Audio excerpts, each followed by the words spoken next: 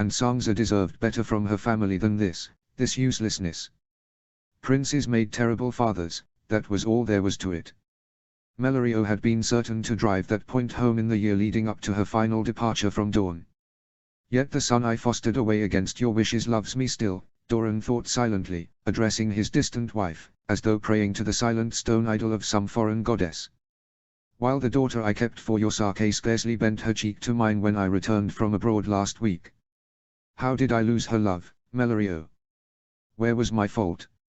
Or do children simply love where they will, their hearts as unknowable as the stars that guide men's fates? Yet Ariane was a woman grown, and it was natural that there should be some distance between them, as she tested the limits of her authority as heir to Dawn.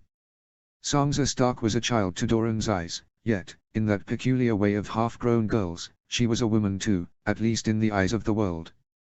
She was not yet flowered, thank all the gods, and let none of them be in a hurry to bestow that blessing for some time yet, but she was grown enough that men looked upon her with desire, and not solely for her claim in the north. But if Doran had learned anything from watching Sangza all this week, it was that she was in no fit state to be wed, and would not be for a long time yet, regardless of when she became nubile. Other maidens of her years, Oberyn's daughters, for instance, watched the boys and girls who took their fancy, giggled behind their hands and chattered idly with their friends as they planned their childish love games. Not Sangza. To see her walk in the gardens, to watch her sit in silence and solitude under the green trees, one would think she was under some sort of spell, her eyes blinded to the company and fellowship of the children who surrounded her. Doran wondered if he had erred in telling her so quickly what had befallen her brothers Bran and Rickon. But then, he had not known that yet more dire news was wending its way towards Sunspear. Winterfell had burned a week after the death of the two princes. All its small folk had been put to the sword, every cook and nurse and stable hand and man-at-arms who had smiled at Sangza when she was a child and called her milady, along with the maester who taught her to read, the castellan who guarded Winterfell in her father's absence, and only the gods knew how many others. Doran had not spared Sangza the news of this, either. Perhaps he should have done. Perhaps no maiden of 2 and 10 was strong enough to bear up under such redoubled grief. Yet he had taken the gamble, reasoning that any maiden capable of surviving a year of captivity as King Joffrey's particular pet was strong enough to bear anything. And after all, if Doran had kept it from her, how long before she learned the truth from someone else, and learned, at the same time, that she could not rely upon Doran to be honest with her. Honesty made a bitter gift at times, yet lies, however sweetly told or kindly meant, were but slow poison.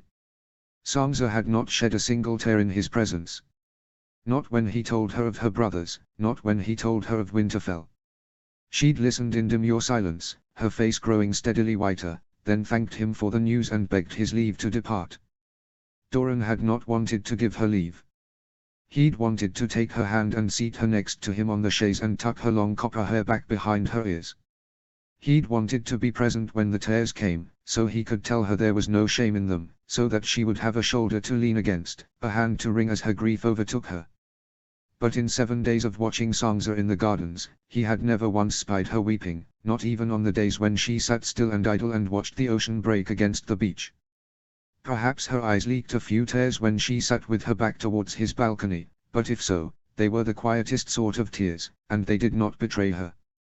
If Doran had not glimpsed a different Sangza Stark back in King's Landing, the clever, mischievous maid who effortlessly penetrated men's motives and disguises without ever letting slip her own, he might have wondered if the girl was simply unfeeling, too preoccupied by her own uncertain fate to spare much thought for the 2 little brothers she had not seen in more than a year, much less the men and women who had served her father.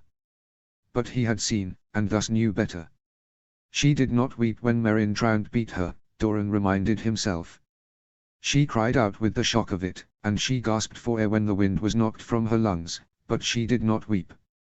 She rose to her feet and left the throne room on Daemon's arm, as composed as any queen. Only afterwards, when the eyes of the court were no longer upon her, did her strength give way. And even then, Daemon said, her eyes were dry. Perhaps the trouble did not lay with Sangza, or her manner of grieving. Perhaps the trouble lay with Doran, who grieved for her, and selfishly desired not to grieve alone. He told himself that he wanted nothing from Sangza, that he had bargained for her hand expecting to gain nothing from the transaction save the knowledge that he had deprived Tywin Lannister of another victim. But that wasn't precisely true. He did want something from her. He wanted her trust, he wanted her to set a few of her careful courtesies aside and speak her heart to him. I deceived her into coming to Dawn, promising her a husband she will never wed, he thought. I want her to tell me that I did right. I want to believe that I did not do her more harm than good by bringing her here. Yet Sangza scarcely told him anything. They did speak, once a day. Prior to Sangza's coming to the water gardens, there had never been a custom of formal meals, save for the noon spread of bread and meat for the children at their play. But when Doran was informed that Sangza's first 3 days at the palace had seen all of her meal trays returned to the kitchens untouched, he began ordering dinners of cold meat and cheese and fruit to be served at a long trestle table outdoors, just after sundown. Sangza always attended, she had no choice, not when the place of honor at Doran's right hand was always reserved for her. The will to speak, or to seek company, might well have deserted her, but her courtesies had not. Sangza Stark could not ignore a direct address from the Prince of Dawn, so the Prince of Dawn addressed her as often as he could, on every pretext he could devise, while she carved tender pieces of lamb into smaller and smaller bites and pretended to eat them. Maester Miles tells me you borrowed a book from the library, Doran said one evening, after he had handed her into her seat. Which volume captured your attention, pray? Had Sangza not already been rigid as a statue, she would have frozen in place. It isn't a real book, she said softly, as though she had been caught in some misdeed. Only a collection of tales and lore. From the north. I see. I confess, I did not know I possessed such a book. Is it one you have read before, perhaps in Winterfell's library? Sangza nibbled a slice of mango, more for the excuse of keeping her mouth occupied than from any real appetite, Doran thought. If there was such a book, I never saw it. But many of the tales are familiar. One of my father's servants used to tell them to us, when we could not sleep at night. Since she had learned of her brother's deaths, and the sacking of Winterfell, Sangza had never spoken the names of any of her kin, living or dead, nor the names of any of her family's retainers. Doran did not think it was because she had forgotten them. Then you must keep the book, as a gift, said Doran. I am sure no one who visits my library could appreciate it more than you. Sangza hesitated, and for a moment Doran wondered if he had blundered, if the book was more like to be a painful reminder of all she had lost than a treasured memento. But then she smiled, very faintly, and thanked him. As victories went, it was small enough, but Doran was all too glad to claim it. Asterisk. Doran was grateful when the second week of Sangza's stay in the water gardens commenced. His brother visited the gardens every fortnight to see Elaria's girls and confer with him, and Doran was certain that Oberyn would find the time during his visit to visit Sangza, maybe even make her laugh. They seemed to have become fast friends during their journey to Dawn from King's Landing, Oberyn evincing a protectiveness towards Sangza that seemed to have steadied her during her first 2 weeks at Sunspear. Doran wondered whether his brother might not have a thing or two to say about the fact that she had lapsed into a grieved stupor after only a week on his own watch. After all, Oberyn had cared for her over 3 weeks at sea while she recovered from life-threatening injuries, and somehow she had been smiling when she greeted Doran in Sunspear for the first time. But the wounds she had sustained while in Doran's care were of a different sort. No maester, however skilled, could tend to them. Perhaps Oberyn would have known how to counsel her. And yet, as far as Doran remembered, Oberyn's manner of dealing with shattering grief had involved long bouts of stupefied drunkenness, indiscriminate whoremongering, treason, and exile. Doran might find it convenient to remind him of that, should Oberyn blame him for not calling him to Sangza's side sooner. Yet, some 3 days before Oberyn was due to arrive, the pattern of Sangza's days changed. Doran was seated on his balcony, watching Sangza hold a book in her lap without reading it, when suddenly a girl from the pools emerged into the clearing and spoke to her. She was one of the oldest girls, old enough to have some sense of propriety, which is to say, she had donned a shift when she left the water, rather than wandering up to Sangza as naked as her namaday. Sangza looked surprised to see her, to say the least, and Doran had briefly been on the point of sending one of the servants down to gently shoo the girl back towards the pools when Sangza changed his mind. The girl had pointed at the book in Sangza's lap, and it seemed that she was asking a question. Sangza stared at her for a long moment. Then, the miraculous happened. Sangza gestured to the girl to sit down beside her. And for the next 2 hours, Doran watched, riveted, as Sansa read to the girl aloud from her book of Northern Tales. It was the first time Doran had seen her speak to anyone of her own free will since the day he had told her of her brothers. That night at dinner, Doran found himself burning with curiosity. What had the child said to Sansa to coax her from her grieving reverie? But he stopped himself from inquiring at the last moment. Sansa knew that he sat and watched the children from his balcony, everyone knew that, but he did not think she was aware that her own sheltered hiding spots were also visible from where he sat. Perhaps it would have been nobler to tell her, perhaps it was an unconscionable invasion of her privacy to watch her as he did, day after day, hour after hour, but if she knew he watched her, she might not come anymore, and where else could she go? He would not have her hide away in her chambers from morning until the evening meal. Besides, if he was no longer able to watch her, he would no longer have any means of judging how she fared. It wasn't as though she showed him her true face at dinner. In company, she still wore the pretty, courteous mask of a child without a single original thought in her head. The mask was one of the few possessions she had brought with her from King's Landing. Doran could pinpoint almost the exact moment when Sansa Stark had ceased to be an object of his charity, and had become, instead, a subject of his fascination. It had happened in the gardens of the Red Keep, when Sansa had insisted on trading places with him in his rolling chair. "You don't want them to know how well you can really walk," she'd said, with a small, conspiratorial smile on her face, and Doran had recognized her penetrating comment for what it was, a brief offering of trust, a tentative acknowledgement that the two of them had embarked on a partnership that excluded everyone else in the Red Keep. Doran had felt certain that it was the first time Sansa had revealed so much of her true thoughts to anyone since her Lord Father's head had been parted from his shoulders. For the rest of that night, all Doran could think of was how to encourage that fragile trust, how to prove to her that it had not been misplaced. The 5 weeks after her departure for Dorne had been difficult for Doran, knowing that he might never again have the opportunity to glimpse that rare, unguarded twinkle of mischief in her Valyrian blue eyes. Her eyes might lack twinkles these days, but it seemed she was not wanting in mischief. The next morning, the little girl from the pools emerged in search of Sansa again. This time, she brought 3 friends, 2 girls near her own age and a naked boy aged 5 or 6.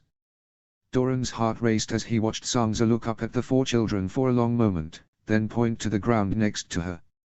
Obediently, the children sat in a semicircle with their knees crossed, and Sansa opened her book of Northern Tales again. When the reading was over, the 3 newcomers sprinted back away to the pools, but the first girl, the eldest, sat and spoke to Sansa a while. Sansa turned the book around in her lap so the girl could peer at the pages, and then the girl said something that made Sansa rear back in shock.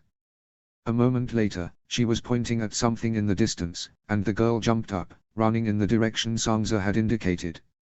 She returned carrying a respectably large stick with a sharp-pointed end. Sansa rose, a little stiffly, dusting her skirts off, and gestured for the girl to stand beside her. She took the stick from the girl's hand and drew a shape on the ground. When she was finished, she handed the stick back to the girl, and watched with pursed lips as the girl carved her own shape into the earth.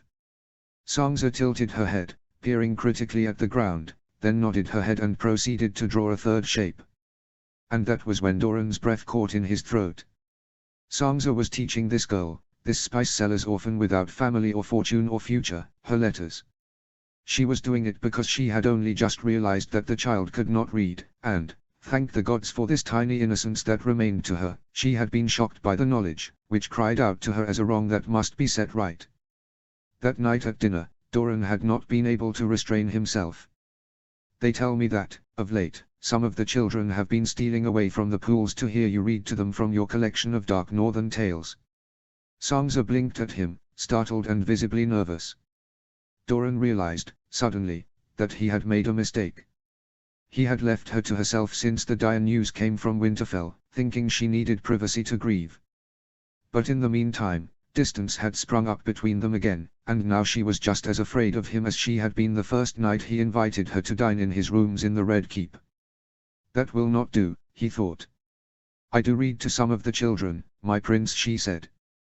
"Though we keep well away from the water, and I do not allow any of the children to touch the book. I would never endanger the gift you gave me." Doran waved a hand dismissively. "They tell me as well that you have taken Raisy, the spice seller's daughter, for your pupil, They say you have begun to teach her her letters. Doran had watched them carefully the entire afternoon, his letters and reports forgotten. Sangza had guided Razi through the alphabet twice before the gong had called them both away to dinner. Yes, my prince, said Sangza, still looking worried. Is this not permitted? I confess, it never occurred to me to ask anyone. No law forbids it, said Doran, keeping his voice mild. But I am curious why you decided to teach her. Has she become so dear to you? Sangza shook her head, shoulders still hunched, as if unconsciously braced for blows to come raining down. It stirred Doran to a depth of pity he had not felt in a long time, but he did not know how to stop it, save by going on as he had begun. In the north, she said, many of our small folk learn to read as children. Doran sat patiently, waiting for her to continue.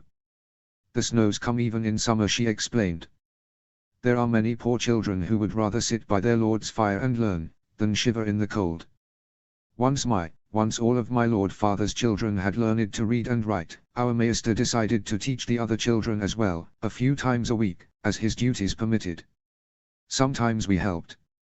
Impressive, said Doran. Especially since it is one thing to lure children to the fireside when it is snowing, and quite another to lure them from the cool water on a hot day. Razi approached me, my prince, said Sangza. The credit is not in my teaching, but in her desire to learn. Does she desire that, truly? I think so, yes. She liked the tales I read to her. She wants to be able to read others like them, for herself. Lady Toland. Doran turned to the lady seated at his left. She was visiting the water gardens this week so that her youngest daughter, Tira, might have a few days to visit her old friends at the pools. Tira was 10, but she had flowered early, and now stayed at home with her maester, toiling away the long summer hours at her lessons. Did you not tell me of late that your daughter sorely misses the company of children her own age? She does indeed. Nymela Toland gave him a shrewd look through dark eyes. She's restless, and when she's not restless she's listless. It is most tedious. Lady Sangza has made the acquaintance of a girl Tira's age from the pools who might benefit from the instruction of a maester, Doran said, easily, suggestively. Had you thought of fostering as a means of providing Tira with a companion? I had thought of it, but there are few enough girls of her own age this side of the green blood. Nymela sipped her wine. Razi the spice seller's daughter, is it? An orphan, said Doran. Her father was known to me. A respectable tradesman. She is quick and clever and kind-hearted. It occurs to me that you might bring her up as a lady-in-waiting to your daughter. I might. She nodded gravely. I thank you for the suggestion, Doran. And you, Lady Sangza? I will speak with the child before I take my leave. Sangza, whose eyes had grown round and wide during the exchange, quickly cast her gaze down and nodded. Doran glanced at her at intervals throughout the rest of the meal, but she did not look up again until the guests at Doran's table began to take their leave. Asterisk. The next time Doran saw Sangza in her hiding place among the trees, she was alone, without her book. Razi had accompanied Nymela and Tira Toland back to Ghost Hill when they departed, but the three other children, those whom Razi had brought with her to hear Sangza's stories, did not approach Sangza in her absence. Rather, they sneaked away from the pools and came to stand just at the edge of the clearing, to watch Sangza as she sat with her back against a tree and her eyes cast out over the waves. Doran watched as they whispered together, before deciding to turn back and leave Sangza to herself. A few minutes later, when the children were well away, Sangza drew her legs up and wrapped her arms around them, leaning her forehead against her knees. It was impossible to tell for sure at such a distance, but Doran knew, instinctively, that she was crying. It was the first time in all his days of watching her that he had witnessed tears of any sort, and he knew then that, if he had made one mistake in leaving Sangza to herself for a week and a half, he had compounded it in sending Razi away. Oh, Sangza had professed herself pleased. She understood well what it meant for such a girl, to be fostered as a companion to a daughter of one of the great houses of Dawn. But it seems that she was your companion first, Doran thought, watching Sangza huddle in on herself. Doran waited until the children at the pools had been summoned for their noon meal, then sent a servant down to the shaded grove where Sangza hid herself.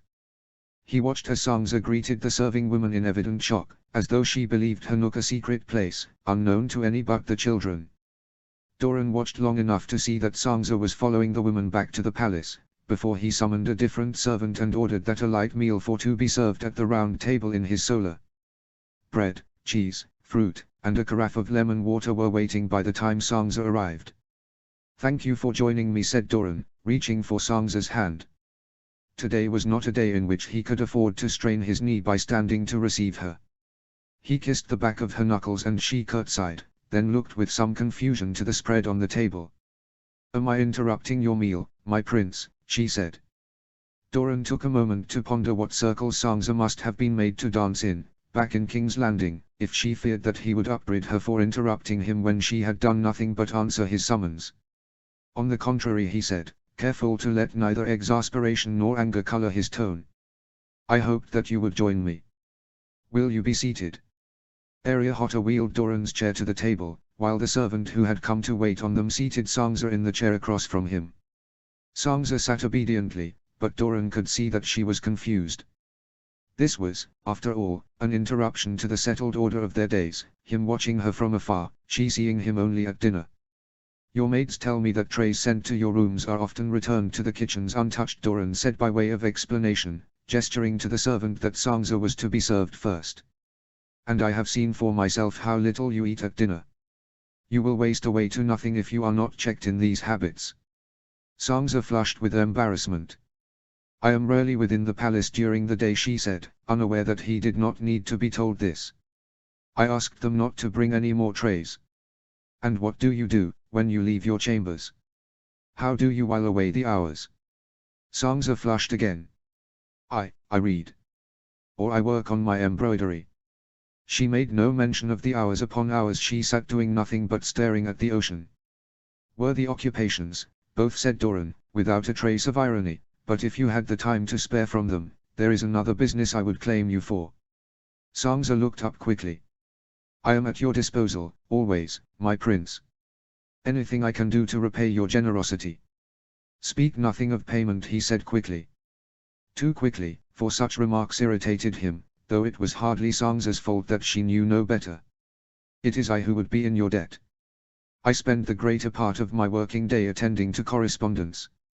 "You write a fair hand, I should think." The abrupt shift of direction seemed to take Sangza so off guard that she forgot to be timid. Yes, my prince.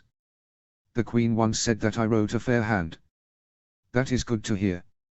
I myself find it increasingly difficult to master a quill." He spread his hands casually, the redness and swelling in the joints of his fingers were self-apparent. "I can still write a legible hand when necessary, and I have scribes to assist me at other times.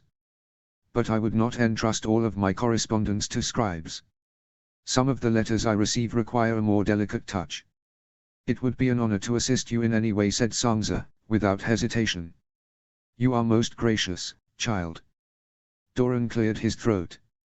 "I will send for you on the morrow, if that would suit you." Of course it suited her. There was something more than gratitude in her quick compliance with his request. Doran suspected that she was bored, having been taught by her mother how to manage a large keep, and drilled by her septa in every other female accomplishment imaginable. She was not accustomed to long, idle days. And distraction, Doran well knew, could be a bulwark against grief. If he could not offer her counsel, or comfort, he could give her that, at least, distractions, in plenty. When Oberyn arrived at the Water Gardens the next day, he came directly to Doran's solar, as was his habit. The sight that presented itself at the doorway arrested his attention, however, and he did not speak immediately. Doran arched an eyebrow at him, but Oberyn ignored him. He was looking at Sangza. For the better part of the morning, Doran had been seated at the round table, the surface of which was blanketed by scattered sheets of parchment. Near the table, a new article of furniture had recently been added to the room. It was a lady's writing desk, hand-carved from teak, elegant and sized for a tall, slender young woman. It was, in fact, the desk Elia had once used, taken from her rooms, which had otherwise been preserved intact since the day she left Sunspear to be married in King's Landing. Sangza sat there, straight-backed, oblivious to Oberyn's presence while she perused a letter that Doran had recently received from Lady Jourdain of the Tor. "I beg your pardon, my prince," Sangza said, without lifting her head from the page. "May I ask?" Yes. Doran darted a look at Oberyn, bidding him be silent.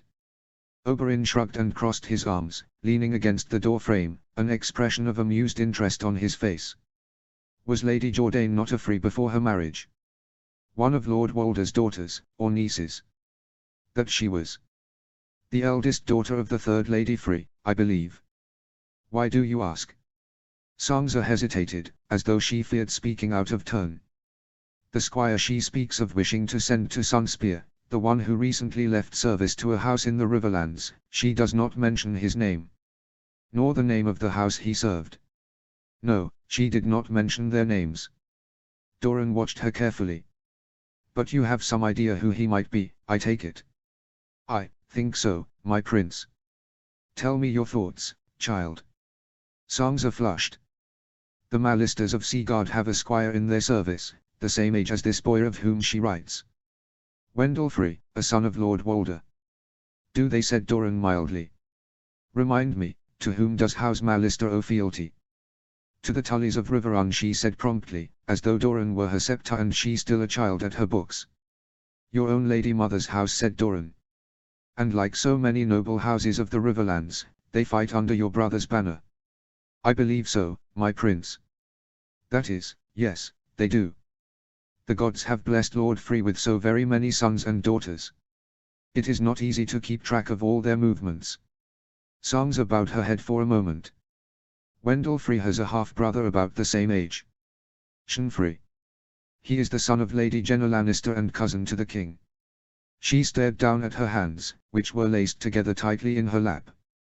My brother Robb has held Shan Free hostage since the Battle of the Whispering Wood, where he also captured Sir Jaime Lannister.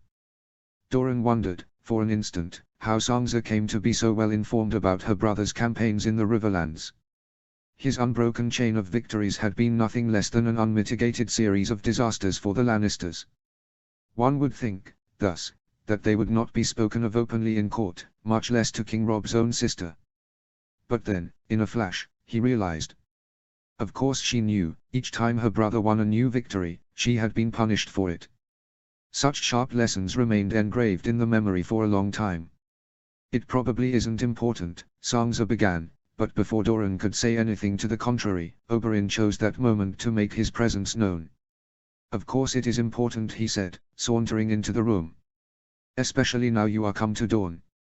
Sansa gasped quietly and turned in her chair, rising hastily to curtsy. Prince Oberyn, forgive me, my brother was eavesdropping, and eavesdroppers deserve no courtesies, said Doran. I agree, however. It is curious that the phrase would remove the boy from service at Seaguard. More curious still that they seek to place him with me. Neither Doran nor Oberyn said anything for a moment, and Sansa ventured to speak again. If Lady Jenna advised her kinswoman, that Wendell would be safer here. Yes, safely bestowed here in Sunspear, under the protection of Tywin Lannister's most loyal allies, said Oberyn, his voice rich with merriment. And yet, I should think, a squire who has seen battle alongside brave King Robb would balk if told that he must now serve that king's enemies. The Freys have much in common with the Lannisters. Family means more to them than service or fealty. Oberyn knew this, Sansa might very well know it too, but Doran said it for Sansa's benefit. Be that as it may, I see no reason to deny Lady Jourdain's wish that her kinsman squire at Sunspear. No, said Oberyn. Yet so long as young Wendell is in Sunspear, Sansa must remain at the Water Gardens. And should Sansa travel to Sunspear, young Wendell will find himself treated to a short stay at the Water Gardens.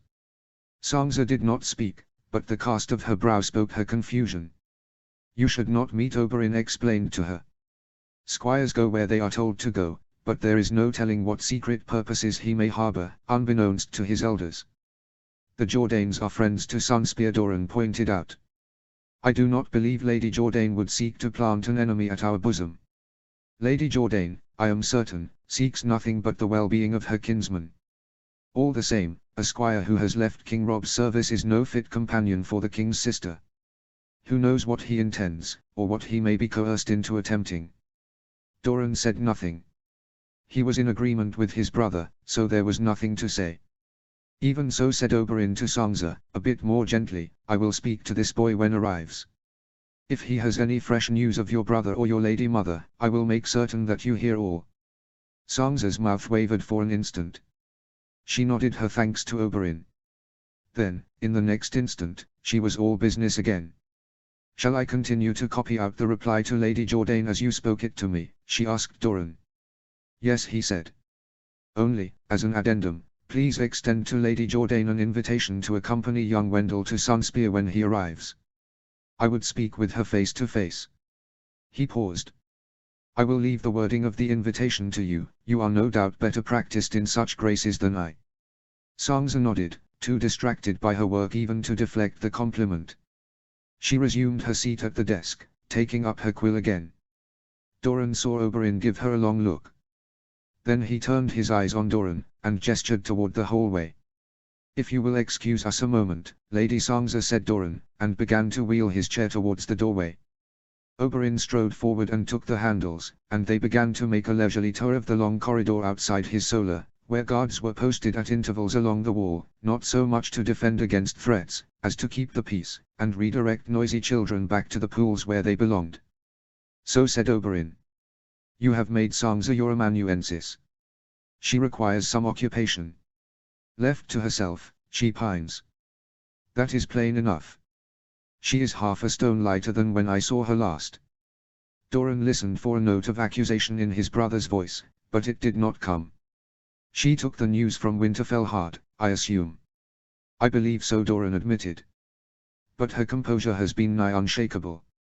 It has been the better part of a fortnight, and in all that time she has done nothing but sit in the groves alone and gaze out upon the sea." Oberyn was quiet for a long moment. "When they told us of Elia and her children, you stood upon that balcony and watched the children at play for the better part of a month." "I do my best work there," said Doran, not bothering to deny what Oberyn had seen with his own eyes. "And Sansa had no work to attend to," said Oberyn. "Otherwise, she would no doubt have mimicked your example to the very gesture. She is much like you, you know." "What a strange thing to say." Doran tried to think of similarities between him and Sansa, but apart from the cruel tragedies that had befallen their siblings, he could think of few things he and the maiden had in common. "I hope you have given her such comfort as she requires." Doran was silent. The day he spoke to her of her brothers, he had sat upon the chaise with an empty seat beside him, an unspoken invitation for Sansa to join him, to seek the comfort of his hand upon hers, as Arianne had once done when she was Sansa's age. But Sansa had only looked at him, white as bone, thanked him for his tidings, and begged his leave to depart. Since that day, Doran had never had reason to think that his comfort was wanted. "Doran," said Oberyn, "tell me that you have not left her entirely to herself in her grief." "I have watched over her every day," said Doran brusquely. "There was little else I could do. She was not inclined to weep, or speak of things that were beyond mending." For the second time, Doran found himself poised to receive an upbraiding, or at least a noise of disapproval from his brother. Doran did not ordinarily suffer Oberyn to do so, but when it came to a few matters, he never ignored his brother's counsel. One of those matters was fatherhood. Oberyn had not been charged to raise up a Princess of Dorne. If he had, perhaps Arianne would treat her uncle with the same coolness and distance that she visited on Doran. But when Doran looked at his nieces, it was impossible not to see that all of them, even suspicious, warlike Oberyn, adored their father. That, Doran envied, though he had never confessed as much. "What did you write to Sansa in the letter you sent to her at Sandy Wedge?" said Oberyn, taking Doran entirely off guard. "I scarcely remember," said Doran, and it was the truth. The only thing he remembered about that letter was his abiding conviction that it was insufficient. He had penned a dozen more letters to Sansa in his head over the following weeks, and those ghostly missives had filled the hours when he tried in vain to sleep. "Then you should know," said Oberyn, "that whatever you said, your words went straight to Sansa's heart. I spied her reading your letter a dozen times during the voyage to Sunspear. By the time we reached our destination, the parchment was nearly tearing along the folds. I would say that she read it most every day." Doran, staring straight ahead, found that he hadn't the slightest idea what to say to that. "I had much to do to earn Sansa's trust," said Oberyn, into the long silence that followed. "She does not give it easily. But when she does, she gives it wholeheartedly. She had nightmares, you know, terrible ones. I had to sleep in a chair by her bed the first few nights of our voyage. She woke every morning in the early hours, not knowing where she was. She would fight to free herself from the bed, thinking that the king was in the room with her. It took the combined strength of both the maester and myself to hold her down. The maester greatly feared that she would worsen her injuries, and in those days her health was in a most delicate state. He did not dare give her so much as a drop of dream wine, she had to take milk of the poppy by the spoonful. Doran's stiff fingers curled into a fist. He wondered if she still had nightmares. Sangza's mates had said nothing of them to him, but perhaps they would not think it necessary. He would have to instruct them more carefully. After the first week, her delirium passed, but the nightmares did not, though they were no longer so violent as they had been. She came back to herself more quickly when she woke, so it was no longer necessary for me to keep vigil by her bed. As the weeks passed, I foolishly believed that she was passing the nights in peace. Then I came upon her, alone on the deck in the middle of the night. She was just tucking that letter of yours back into the pocket of her cloak when I hailed her. Oberyn allowed a moment for Doran to register this. Sangza did not lack for friends during our journey. The crew were utterly devoted to her. And she looked after the comfort of all your men, as though she were her own lady mother and the Lady Jane were her own keep. By the time we made port, they would have died for her, to a man. Besides all this, she had Demon, the maester, her maid, and myself, fixed at her side all during her recovery. She might have come to any of us for a kind word or a comforting shoulder when she woke from her nightmares. But she never did. She only read your letter. When Doran was again able to speak, he found his throat dry. What must I do, Oberyn?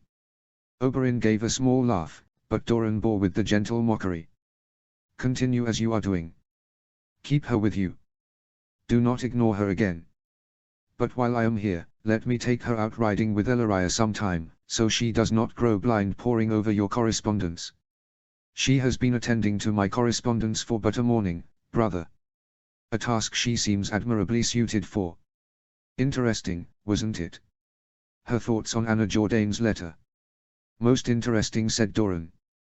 He had known, when he invited Sangza to read his letters and copy out his replies, that she might well provide him with new perspective on the southern houses that was unfamiliar to him. She was the daughter of Caitlin Tully, after all. His only uncertainty had been whether Sangza could overcome her timidity long enough to share her perspective. All the same, said Oberyn, if she is not to marry Quentyn, it might be best to exercise care which letters you allow her to see. After all, you would not want her carrying a head full of Dawn's most sensitive diplomatic secrets to High Hermitage, say. High Hermitage. Doran turned fully around in his chair to give Oberyn an incredulous look.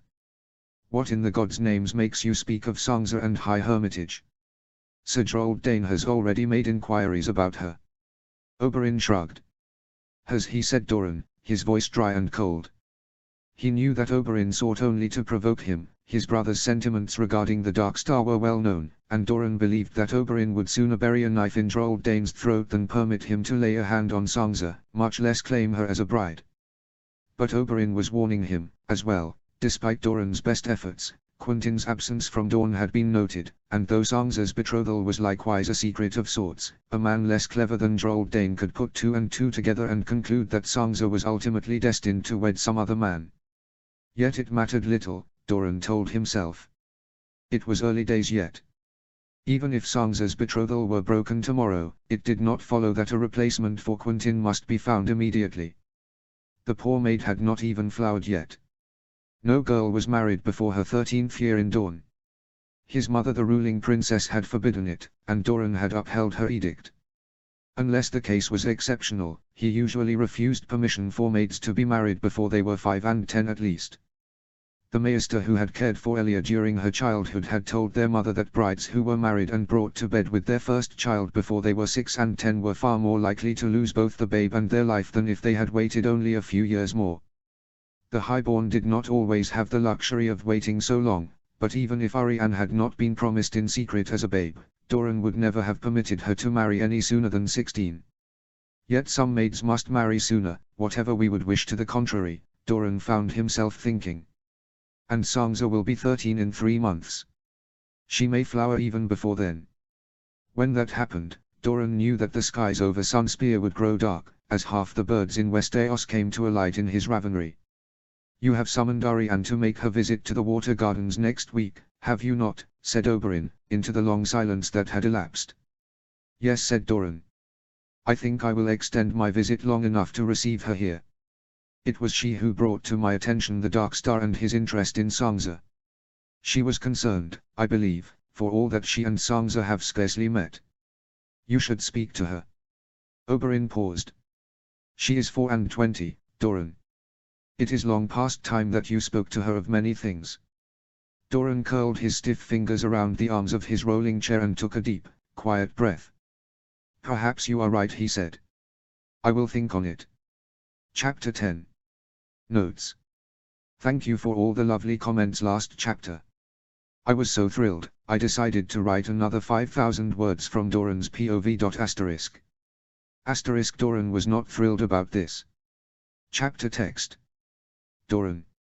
It was the hour before noon, on the third day since Arianne's arrival at the Water Gardens, and Doran was seated in his solar, gazing at the empty writing desk next to the window, where Sansa ought to have been seated. For the past 8 days, Sansa had presented herself to begin the morning's work within an hour of breaking her fast. She was an early riser, and Doran often had difficulty sleeping, so she sometimes arrived before he had even begun his own morning meal. Her comings and goings had been as consistent and predictable as the tide, and Doran had begun, almost unconsciously, to structure his mornings around her. Her unexplained absence today was jarring. Were Sansa any other maiden of 2 and 10, Doran would have assumed that she was merely distracted, that she'd been enticed away into some more amusing pastime. After all, she assisted him of her own free will, Doran had never commanded her presence. But she took her new responsibilities seriously, and more to the point, she was too courteous to simply absent herself without notice. She would have sent a message by one of her maids if she were ill, or more likely, she would have found her way to his solar even if she were unwell, and it would be left to Doran to send her back to her rooms to rest. For these reasons, her absence weighed on him all through the morning, and finally, shortly before noon, he sent a servant to Sansa's chambers, to inquire how she fared. Shura appeared in his solar shortly afterward. She was the most senior of Sansa's serving women, and she supervised the other 2 maids, who were only a couple of years older than Sansa. Shura herself had been a handmaiden to Elia when they were both girls. Now Shura was a woman with 2 grown children, and a grandchild on the way. As Elia might have been, had she lived. "My prince," said Shura, "I was about to send word to you. The girls found Lady Sansa absent from her chambers when they came to draw her bath this morning. None of us have seen her today." Doran frowned. "At which hour did the maids discover Lady Sansa's absence?" "The hour just after dawn, my prince. It is her custom to bathe then." "It is now nearly midday," said Doran, a trifle sharper than he meant to. "Why did you not send word to me sooner?" Shura hesitated. "I believe the Lady Sansa may have been upset when she woke this morning," she said. "Her chamber was in some disarray." Doran stared at her, uncomprehending. "Prince Oberyn went out riding with the Lady Ellaria and Princess Arianne this morning," she continued. "I had hoped that when they returned, perhaps the princess would. My daughter is not yet the ruler of Dorne. I ask again, why was I not informed? Her chambers in disarray, what could that mean?" Sansa was tidy and orderly by nature, her quills and parchment were always neatly returned to the tiny drawers in her writing desk when she left off work. Shura gave him a look such as most servants in the Water Gardens would not have dared to give their prince. But then, Shura and Doran had known one another for many years. "The girls found stains of blood upon Lady Sansa's sheets when they arrived this morning," she said flatly. "The sheets had been stripped from the bed and hidden in the privy, but there were stains upon the mattress as well. It looked as if Lady Sansa tried to turn it over and make the bed up again, but the mattress was too heavy for her to lift, so she left it on the floor." Had Doran not already been sitting in his rolling chair, he would have needed to take a seat swiftly. He could feel the color leaving his face, and Shura gave him a queer, sympathetic look. "Some girls take it that way the first time, especially when they have no mother near," she said. "I thought perhaps the princess, or Ellaria, might speak with her, offer her some comfort." Doran gripped the arms of his chair. He had to wet his throat by swallowing before he could speak again. Return to your duties. Anshara, his voice stopped her just as she was curtsying and backing away. Speak of this to no one. Nor the maids. My girls do not gossip, my prince, said Shura primly. They know better than that. When Shura was gone, Doran called for Ariohota. The captain of his guard presented himself swiftly, but Doran stared at his hands for a moment before giving him instruction.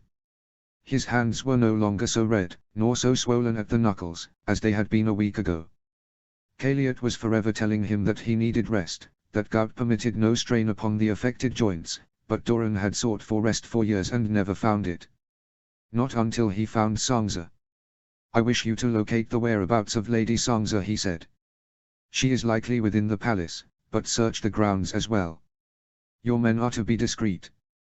When you find her, do not approach or disturb her. Station guards at a distance and report to me. My prince. Hota thumped the butt of his spear on the floor and exited. Doran returned to examining his hands. Mere days ago, he had fretted over the consequences of this very event. Now, he found that his fears had assumed a new dimension. Sangza had vanished, why should she do such a thing? She was sensible, level-headed. Why hide the sheets, why try to conceal the evidence? Since Doran's return to Sunspear, he had never seen Sangza give a second look to any man not personally introduced to her by himself or by Oberyn. And even those men had received naught but distant courtesy from her. But Doran had seen many a man look twice at Sangza, and lingeringly, at that. Marriages in Dorne were sealed with contracts, not maidenheads, and therefore, maidens were not cloistered in Dorne as they were in the Six Kingdoms. Doran's own daughter had chosen to take her first lover to bed when she was but 14. Doran had not been pleased, precisely, when she chose to tell him. But in the end, he had done nothing, because it had been none of his business. Had Sangza some favorite amongst the youths and squires who flitted in and out of the water gardens, Doran would not reproach her for doing as Arianne had done, even if she was but 2 and 10. Not so long as the boy was worthy, and of a meet age for her. Not so long as she was willing, and happy. But Sangza was not of Dorne. She had been brought up with different customs, and would no more think of taking a lover than she would think of walking back to Winterfell. Even if it had been otherwise, Sangza was still in mourning for the deaths of her brothers and the destruction of Winterfell. When she did seek distraction from her mourning, she had turned to the children at the pools, not the squires in the training yards. All in all, Doran thought it exceptionally unlikely that Sangza had lost her heart to some unknown palace youth. Would Shura know, by sight, the difference between sheets stained with moon blood, and sheets stained by maiden's blood? Doran had not been able to bring himself to ask her. To speak the fear would have made it into something other than his own private, unfounded terror. 6 weeks ago, in King's Landing, Doran had sat in his rolling chair, gazing into other chambers that had once belonged to Sangza, chambers that might also be described as disarrayed. In those chambers, the ceiling over the bed had been black with soot. The night before the fire, Doran had conducted Sangza to the door of that very bedchamber and set guards over her, thinking that he was leaving her in safety. He had been mistaken then. Here, in the water gardens, Doran had thought Sangza safe everywhere she went. Had he been mistaken once more? At the back of all these fears was the sound of Oberyn's voice, low in his ear. Sir Gerald Dane has made inquiries about Sangza. Doran knew that Arianne and Sir Gerald were not lovers, he had looked into it, but he did not understand Arianne's relationship with the man. Gerald Dane was treacherous, he aspired to his kinsman's degree of fame, but since he could not match the sword of the morning in valor or worthiness, he sought to distinguish himself by other means. I am of the night, Doran had once overheard him remark to some maid or other, in impressive tones, and it had taken all of Doran's long experience of ruling his face in company to keep himself from laughing. Yet there was nothing humorous about the rumors that followed the Dark Star. If half of them were true, then Sir Gerald was a brute at best, and if Doran had any proof to support them, he would have confined him in Garston Grey by now. If Gerald Dane truly had the audacity to think himself a match for Sangza Stark, then Doran would not put it past him to concoct some dark scheme of forcing himself on her. Many a girl from north of Dorne would submit meekly enough to a marriage after a rape, to save herself the shame of bearing a bastard. Doran was certain that no such scheme would succeed with Sangza. She was a Stark of Winterfell, child of a line of kings 8,000 years old. The Dark Star would not drag Sansa Stark before a Septon and force her to parrot vows that would make him heir to King Robb's claim. She was too proud to be broken in such a way. She would hurl herself into the sea first, as Sir Gerald's own kinswoman had done. She must be found, Doran thought, his gut clenching, and before he quite knew what he was doing, he had called out for the servant again. "Find my brother," he said. "I am told that he went riding with my daughter and with Ellaria this morning. If he is not yet returned, send riders out in search of him. At once, my prince." "Wait a moment." Doran gazed out through the windows.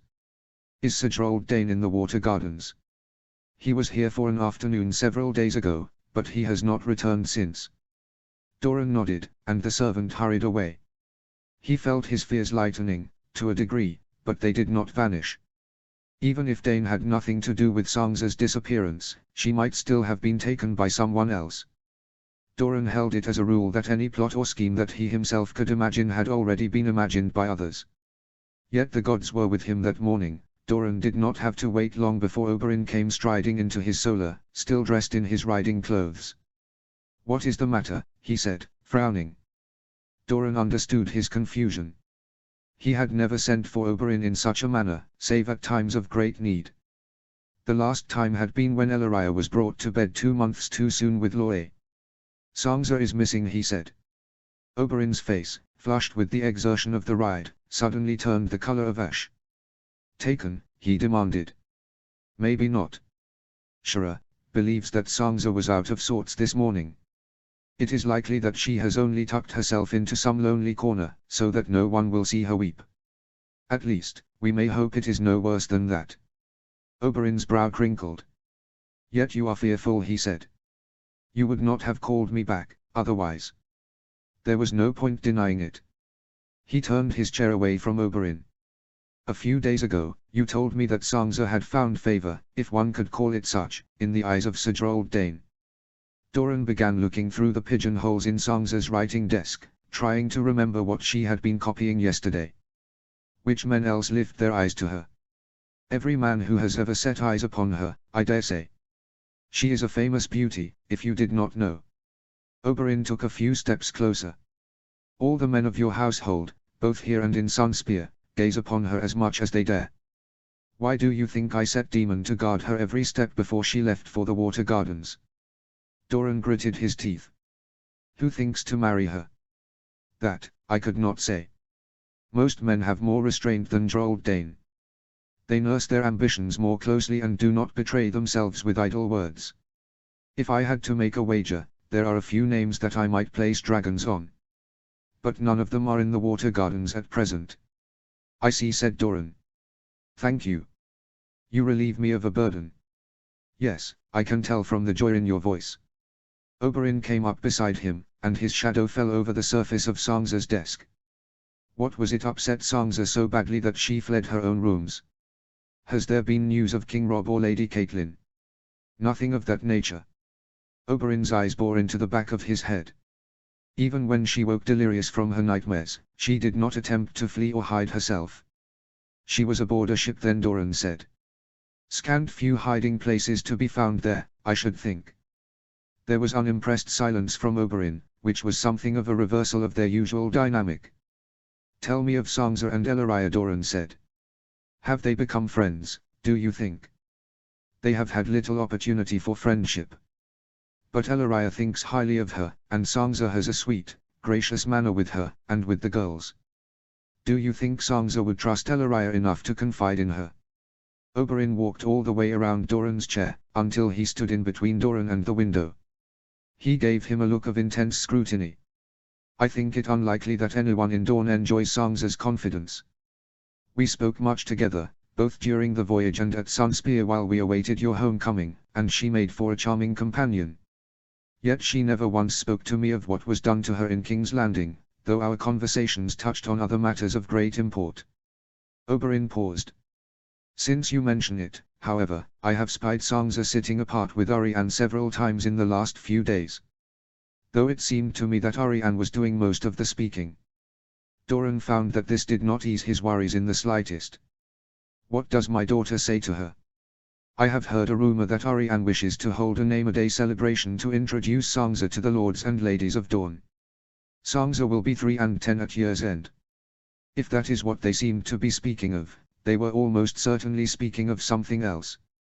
Doran forced himself to look his brother in the face. Why is Ariane keeping company with Drold Dane? The somber look on Oberyn's face was nearly all the answer Doran needed. I do not know. But I agree that it bodes no good. Have you spoken to Ariane yet? How can I? Anything I tell her, Tien will eventually know. Doran's mouth twisted. And for all I know, the Dark Star is in her confidence as well. Ariane is no child any longer, brother, said Oberyn, more heavily than was his wont. She is a princess, and your heir. If she seems flighty to you, it is no doubt because she lacks purpose. She will understand the necessity of silence, if you explain all.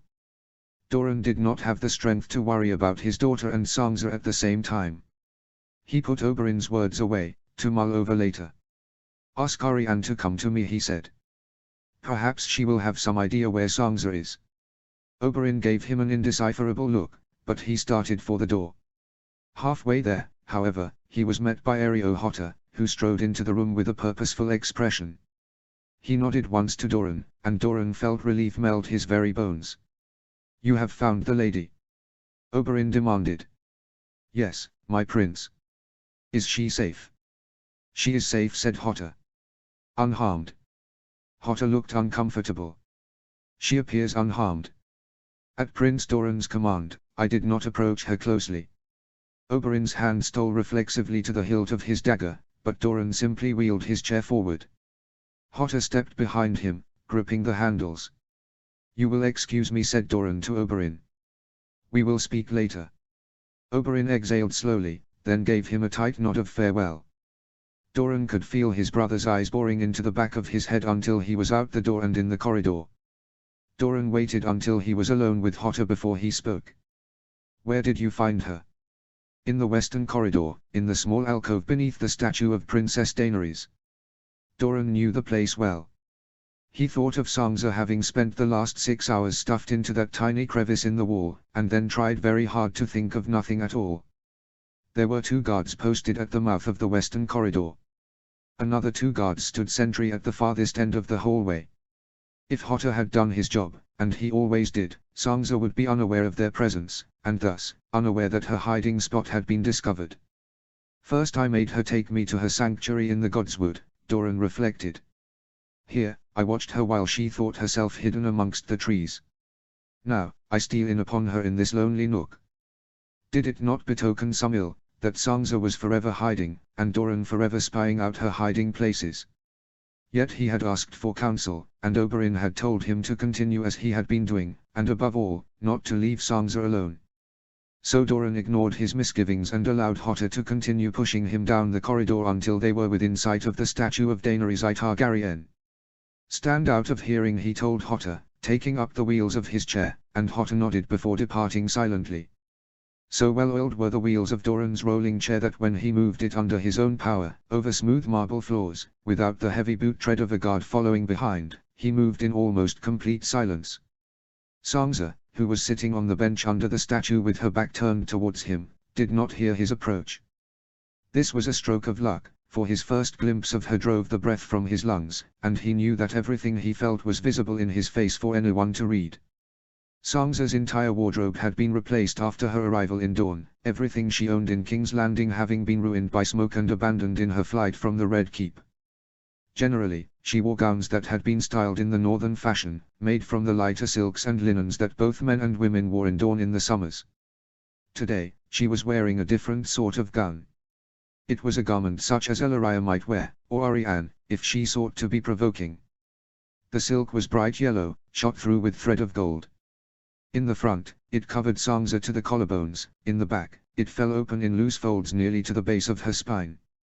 There was a reason Sangza never wore such gowns, no matter how hot the days grew. Doran was, even now, staring at those reasons, unable to tear his eyes away from the erratic pattern of stripes etched into the white skin of her back, or the glaring expanse of skin across her upper shoulder that was so red it seemed still to be burning. There was likewise a reason Sangza had worn this gown today. Unlike her northern attire, it was easily donned without the assistance of a maid, having no laces to draw up in the back. In her eagerness to take flight before her maids came knocking at her chamber door, she had dressed herself as best she could. There was, Doran noticed belatedly, a long scarf hanging loosely from her arms, which indicated that even in her panicked haste she had taken care to hide her scars.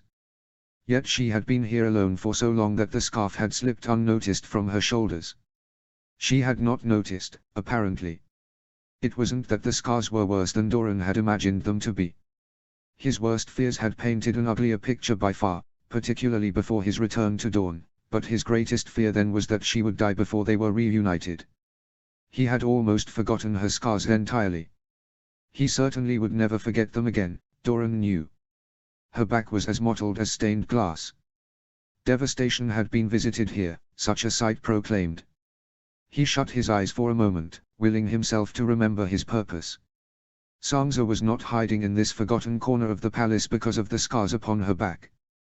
Doran did not know why Sangza was hiding here. He must find out, that was why he had come. Doran took a deep breath, steeling himself, and when he opened his eyes again he found Sangza on her feet, looking across the corridor at him with wide, fearful eyes. The shawl was clutched tightly around her shoulders. "Prince Doran," she said, faintly. "Forgive me, I did not hear you approach." "Sangza." He wheeled his chair closer, facing her bench. "Sit, please. I did not mean to steal upon you like a thief in the night." Sangza sat, and Doran studied her face. Her color was ghastly, white and gray and green all at once. "Have you been here all this while, without food or water?" he asked. "You should be resting. Are you not in pain?" Sangza flushed miserably, and it occurred to Doran then that maidens in the north probably did not speak of such matters in the presence of men, and men probably never alluded to them at all. "Forgive me if I seem indelicate to you," he said, forcing a rueful smile. "But you must remember that I have a daughter, as well as 8 nieces. They speak freely in the presence of their fathers, of some things, at least. Are you in pain?" Sangza lowered her eyes and shook her head tightly. Doran had never seen a no that looked so much like a yes before. "I spoke to your maid. She was most concerned," he said. "I knew not what to think. It seemed to me that you must have been frightened, but I confess, I do not understand the reason." "I apologize, my prince," said Sangza, her voice trembling. I've been very stupid, I'm afraid." "Sangza." Doran inched his chair closer to her. "Look at me, please." Obediently, reluctantly, she lifted her face to his. "Is this something more than it seems?" he said softly. When Sangza only gazed at him in bewilderment, he forced himself to ask the question. "Has anyone hurt you?" "No." Sangza's eyes filled with tears, and she pressed a hand to her mouth, oblivious to the fact that Doran's shoulders were sinking with relief. "I am so sorry. What must you think of me? And you were expecting me this morning. I was supposed to copy the letters to Lady Toland and the Maester of Starfall today." "Think nothing of that," said Doran shortly. "You are not my servant, but a friend who eases my toil." Sangza looked away again, and before Doran could think better of it, he reached for her hand.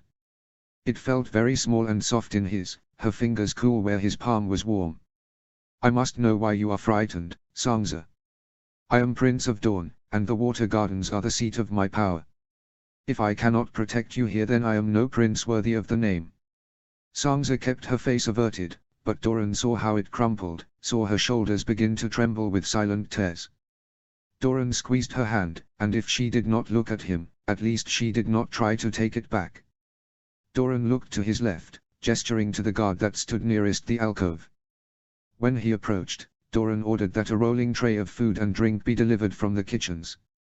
In a quieter voice, he further instructed the guard to visit Elaria, and ask her what else might be done for Sangza's comfort. Oberyn, he did not doubt, had already told Elaria all, so there was no need to embarrass Sangza by saying more. When the guard left, Doran produced a handkerchief from the pocket of his robe. He rarely used handkerchiefs, but his page placed one in his pocket every day, all the same. Doran offered it to Sangza, who accepted it with a grateful murmur, and dabbed the water out of her reddened eyes. "I have been dreading this day for a long time, she said, her voice a thin rasp. At first, because it meant that I would soon be married to Joffrey. Then, this morning. Speak freely, he encouraged her. I will not be angry, I swear it. His mother, the ruling princess, had used to caution her sons against tempting the gods by swearing too soon, and Doran had cause to remember it when Sansa spoke next. The Princess Arianne came to me a few days ago. She said that her brother Prince Quentyn has long been secretly engaged to a highborn lady in the Free Cities. She said he will be married when he returns to Dorne. Doran hissed out a breath between his teeth, so low and quiet that Sansa seemed not to hear it. So that is why Oberyn told me to speak to her, he thought. She knows more than she should, but not enough to be cautious. Arianne had no business telling Sansa any such tale, whether she believed it true or not, but knowing her, she had thought Sansa ill-used, and had decided to place her on her guard. And what now could Doran say to her? He had been caught in his lie. The lie had been meant to protect her, and he had always intended to tell her the truth in time, yet how little that seemed to matter, looking at her tear-stained face in profile. I have no great wish to be wed soon. Sansa twisted her fingers together in her lap. Yet, when I thought of having to marry, it no longer seemed so dreadful to me as before. Prince Quentyn is your son. Everyone says how much he is like you. I thought he would be kind, and patient, and gentle. But now, the princess says that I am Robb's heir, that if he is killed I will inherit the north, that the Lannisters will try to take me back if I am not soon married. She pressed a hand against her chest, as if to calm a racing heart. I thought I would have more time, but when I woke up this morning. Doran leaned forward and gripped her other hand, holding them both firmly in his. You will have time, Sansa. I mean to give you all the time that I can. You will not be married hastily, nor to a stranger, I promise you. At that, Sansa looked at him, a glimmer of hope in her eyes. Truly. Most truly.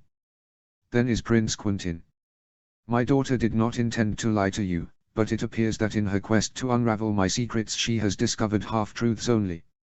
He sighed. I did not wish to lie to you either. But I thought to give you a fortnight or so of peace before I troubled you with weighty matters. Sansa made no reply. She continued to watch him, silent, scrutinizing, fearful. Arianne is right. You are unlikely ever to wed Quentyn. I am sorry that this is the case, for I know that he would be a good husband to you. But he was set out upon his road before you and I ever met. She blinked, just once. Then, why, may I ask? Why did I beg your hand of Lord Tyrion? Sansa nodded. That is simply answered. I brought you away from King's Landing because I would not leave you there as I found you. Pity moved me, and anger, no small amount of that. You deserved a kinder fate than you would have met with as the Queen's hostage, and I decided that I would help you to escape if I could. Sansa exhaled, long and low, and looked aside, chewing at her bottom lip. Arianne was right about one thing else, Doran forced himself to say. After the king assaulted you, I demanded that the crown make certain amends for the insult. One of these was that, should King Robb be defeated or killed in battle, Winterfell would belong to you and your children. Should your brother win his war, you will be a princess of the north. If he does not, you will probably be Wardeness, and your husband will be Lord Protector of Winterfell. Lord Tyrion granted these concessions, but he is only the acting hand of the king. When Lord Tywine returns from the Riverlands, it will not be long before he begins to gaze upon you from afar with eyes narrowed in greed, and only marriage will place you permanently beyond his grasp. Sansa nodded slowly. The tears had dried against her skin, leaving faint tracks. Reluctantly, Doran released her hands, and she immediately folded them in her lap again. But these are not present troubles, he continued. I can keep the Lannisters in their place for some time. I know well that you are no more ready to be a wife today than you were yesterday. Maidens are not married at 2 and 10 in Dorne. I will be 3 and 10 in 2 months, she murmured. That is the law in Dorne, is it not? I can forestall the Lannisters for longer than 2 months. Doran offered her a smile, weak though it was. How can you think that I would be willing to part with you so soon as that? After all, you are my good right hand. To his astonishment, Sangza met his eyes of her own free will, and they seemed to grow warm for an instant, even as she tried to return his smile. But before Doran could say anything more to her, they heard the sound footsteps resounding up the corridor. The food, Doran thought, but when he turned to look for the servant, it was Elaria he saw, Oberyn trailing a pace or so behind her. From the sheepish expression on his brother's face, and the hard cast of Elaria's frown, Doran perceived that Oberyn had indeed told Elaria all, and that she had found Doran's behavior somehow wanting. "Doran," she said, with a slightly forced smile. "I hope you will forgive me, but I had the servants take the meal you ordered to my chambers, instead of this corridor. I thought Lady Sangza might join me there, and perhaps favor me with her company this afternoon. Prince of Dawn he might be, but since Melorio left him many years ago, Elaria had become the effective chatelaine of the Water Gardens. When it came to certain matters, not even Doran attempted to countermand her say. This, he decided, was one of those matters. That was a very kind thought, he said. Sangza, it would please me if you would accept Elaria's invitation. I promise that we will speak more on these matters at a later time. Sangza was so biddable that Doran felt faintly guilty for giving her even an indirect command. His daughter, his nieces, he could trust to be their own advocates if he erred in making decisions for their own good. Sangza was different. He thought she would probably walk into the sea if he explained to her that it was for the good of all. But Shura had been right, she needed a woman's counsel, and that was one need Doran could not supply himself. "Come, sweeterling," said Elaria, reaching for Sangza's hand as Sangza rose unsteadily from the stone bench. "I have ordered every good thing prepared for us. We will eat until our bellies are round to bursting, and then we will talk." Sangza cast faintly alarmed looks, first at Doran, then at Oberyn, who gave her a small smile and a faint shrug. She allowed Elaria to lead her away. At Doran's gesture, 2 guards detached themselves from the walls and followed them. Oberyn's smirk withered and died as he watched them leave. In her haste to obey Doran, Sangza had forgotten her shawl. It lay draped over the bench. Oberyn's eyes were trained on the open back of Sangza's gown. He turned his head slowly to look at Doran, a question in his eyes. Doran set his teeth and shook his head. Yes, he had seen. No, he had no wish to discuss it with Oberyn. "She seems well enough," said Oberyn, his tone casual. "A bit grey, perhaps, but that is to be expected." "Thank you, Half-Maester, for your sage counsel," said Doran, backing his chair out of the statue alcove. "If you did not desire my counsel, you should not have called me home from my morning ride to soothe your fears," said Oberyn. Doran sighed, stowing his perturbation away until it could serve some more useful purpose. "Arianne told Sangza that Quentin is betrothed to a woman in the Free Cities, and that I would soon dispose of her to some stranger. Mine own daughter made her believe me heartless. No wonder she fled." Oberyn gave a long, loud sigh. "I did warn you. She is your daughter, Doran. Even if you leave her in the dark, she will not stay there. Yes, you did warn me. May that knowledge warm you during the winter to come." Doran waved Areo Hotter forward. "I will speak to Arianne tonight. I would have you be there. She will argue less if you are present." "No, she won't." Oberyn's befuddled look said clearly that he thought Doran mad to say such a thing. "She will argue less with me," said Doran, rolling his chair past Oberyn and waving Areo Hotter forward. "And that is all I care for." Chapter 11. Notes. So, my very good friend Music for Swimming, with whom I exchange 100+ email chains where we flail about our readings of Asoyaf and bouncing fic ideas off each other, and who is almost entirely responsible for me writing Sangza/Dornish Prince's fic in the first place, finally posted the first chapter of her own Sangza/Oberyn fic. It is super great, and you will absolutely like it, if that's the sort of thing you like. It's called In This Expected Country They Know My Name, and this is the link, http://archiveoforon.org/works/117465364/chapters/26472099. Content warning. PS, some fairly rough violence and multiple threats of rape in this chapter. Chapter text. Sangza. The hour was past midnight, and Sangza lay wide awake in bed, struggling to forget her latest nightmare. This one was about Lady. Her direwolf had been lying next to her, tucked safely against her side, while Sangza absently stroked the silky fur under her chin. Suddenly, her knuckles had brushed against something hard and her fingers had touched something wet. Heart pounding, she turned Lady over to find Joffrey's dagger, the one he played with all the time, sticking out of Lady's breast.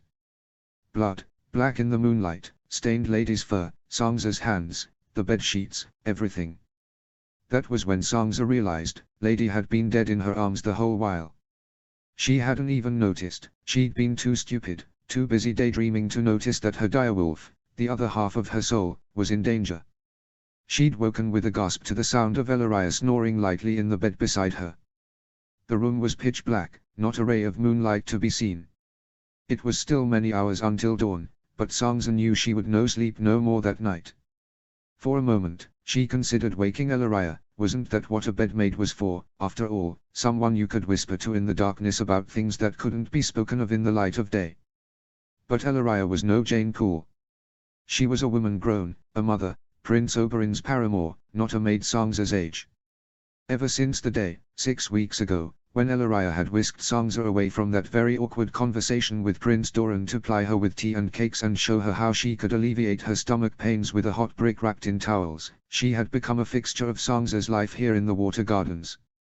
No one, least of all Sangza, had dared to question it when Ellaria began to fold Sangza into the routine of her days, especially since Ellaria had taken to muttering about the ignorance of men and the thoughtlessness of princes, often in the presence of those very princes. Ellaria insisted that Doran had neglected Sangza shamefully, leaving her so much to herself while she was grieving for her brother's deaths. The forcefulness of Ellaria's reaction had surprised Sangza. It had never crossed her mind that she was being neglected. After all, she was never really a Martell bride-to-be, never truly a member of the prince's family. She was, at best, a guest here in the Water Gardens. At worst, she might be a hostage. Sangza had not forgotten what Prince Doran had said to Lord Tyrion that night in King's Landing: House Martell has first rights to any hostage of Eddard Stark's bloodline. Ever since she had learned the truth of her sham betrothal, Sangza had been plagued by fears for her future. Her nightmares were but the outward proof of that. Yet Prince Doran still provided for her every comfort. He was still gentle and patient in all his dealings with her. And most bafflingly of all, he still continued to make use of her as his amanuensis. Sangza was keenly aware that no one who did not occupy a high place in Prince Doran's trust ought to have been permitted to lay eyes on most of the letters she read or scribed on his behalf. Were she the prince's enemy, she might do a good deal of damage with the information that she now possessed. Sangza knew the marital ambitions of almost all of the great houses of Dorne. She knew whose wells were running dry, and the prices that the great lords were willing to pay for access to their neighbors' wells. She knew that there were large armies amassing in the Boneway and the Prince's Pass, and she knew which of the greater and lesser houses had dispatched their heirs to join those hosts. She knew how restless some of those houses were, how they urged Doran to give the order to march on Old Town, on Highgarden, on King's Landing itself. No doubt there were letters that Prince Doran kept secret even from her, but Sangza was still fairly certain she knew as much about his private affairs as anyone in the palace, with the possible exception of Prince Oberyn. She knew more, in fact, than she had any right to know. Why had Prince Doran entrusted her with the secrets of his realm when he knew, from the start, that her marriage to Prince Quentyn would never take place? There was only one answer Sangza could think of: Prince Doran might not mean to marry her to his son, but one way or another, he meant to keep her. Perhaps she would spend the rest of her life as an unmarried ward of House Martell. When she was older, she might be named to some position of high honor, like Alice Ladybright, who was Lord Treasurer of Dorne. Or perhaps she would be married, to some other man of the prince's house. With both Prince Doran's sons promised to other people, that left only the elder princes, Oberyn, and Doran himself. Prince Oberyn had been with Ellaria for 16 years and had fathered 4 children on her, but technically, he was unmarried. Yet, compared to his brother, Prince Doran was practically free. His wife had left Dorne many years ago, never to return, and all their children were grown. If Prince Doran wished to set aside the wife who had abandoned him so that he might marry again, Sangza doubted there was a septon in all of Dorne who would deny him. Compared to forcing his brother to set aside the love of his life and their 4 children, it might strike both the prince and the faith as the least messy of the 2 options. Sangza rolled onto her side, her heart pounding in her chest. It felt like madness, even to contemplate the possibility that Prince Doran would wish to marry her. He was past 50, she was not yet 10 and 3, and as for Prince Oberyn, even if Ellaria was not his wife in all but name, he had daughters by other women who were old enough to be Sansa's mother. She tried to calm herself by remembering that she had time. Prince Doran had promised her that, at least. How much time, he did not say, but Sansa would cling to whatever scraps of comfort were available to her. Suddenly, she could not bear to lie in bed next to Ellaria any longer. She sat up quietly and swung her feet onto the floor, feeling cool marble against her toes. Her dressing gown lay askew on the chaise near the bed, she pulled it on over her sleep shift. Then she padded in bare feet over to the windows that overlooked the balcony. The curtains were parted, so as to let the cool night breeze waft through the room, flushing out the stuffy heat that accumulated through the day. Autumn in dawn was warmer than the height of summer in the north. Sometimes Sansa thought that was why she had so much trouble sleeping through the nights. The cold air called to her, bade her wake up and soak it in while she could. Sansa stood at the balcony window for a long time, breathing in the cool air, gazing down on the roofs and spires of the castle that surrounded her. As an unmarried maiden, she had been given rooms in the heart of the palace, far away from any view of the sea. The vista below was all darkness and shadows. Even the balcony was peopled with shadows, though Sansa knew well that it was empty. Her balcony was too small even to fit a bench, its only purpose was to permit the room's occupant to step outside for the occasional breath of fresh air. Sansa was in dire need of air at the moment, and her hand stole to the latch of the door. But just as she did so, one of the shadows moved. Sansa froze, a cry for help poised on the tip of her tongue. She swallowed it back, though, after all, what if her eyes were only playing tricks on her? She had no wish to awaken Ellaria for no reason, or make herself look foolish by disturbing the guards. She stood still as stone, scarcely breathing, watching for further signs of movement. When, at last, the balcony door began to swing open, she tried to call out. But her tongue was just as petrified as the rest of her.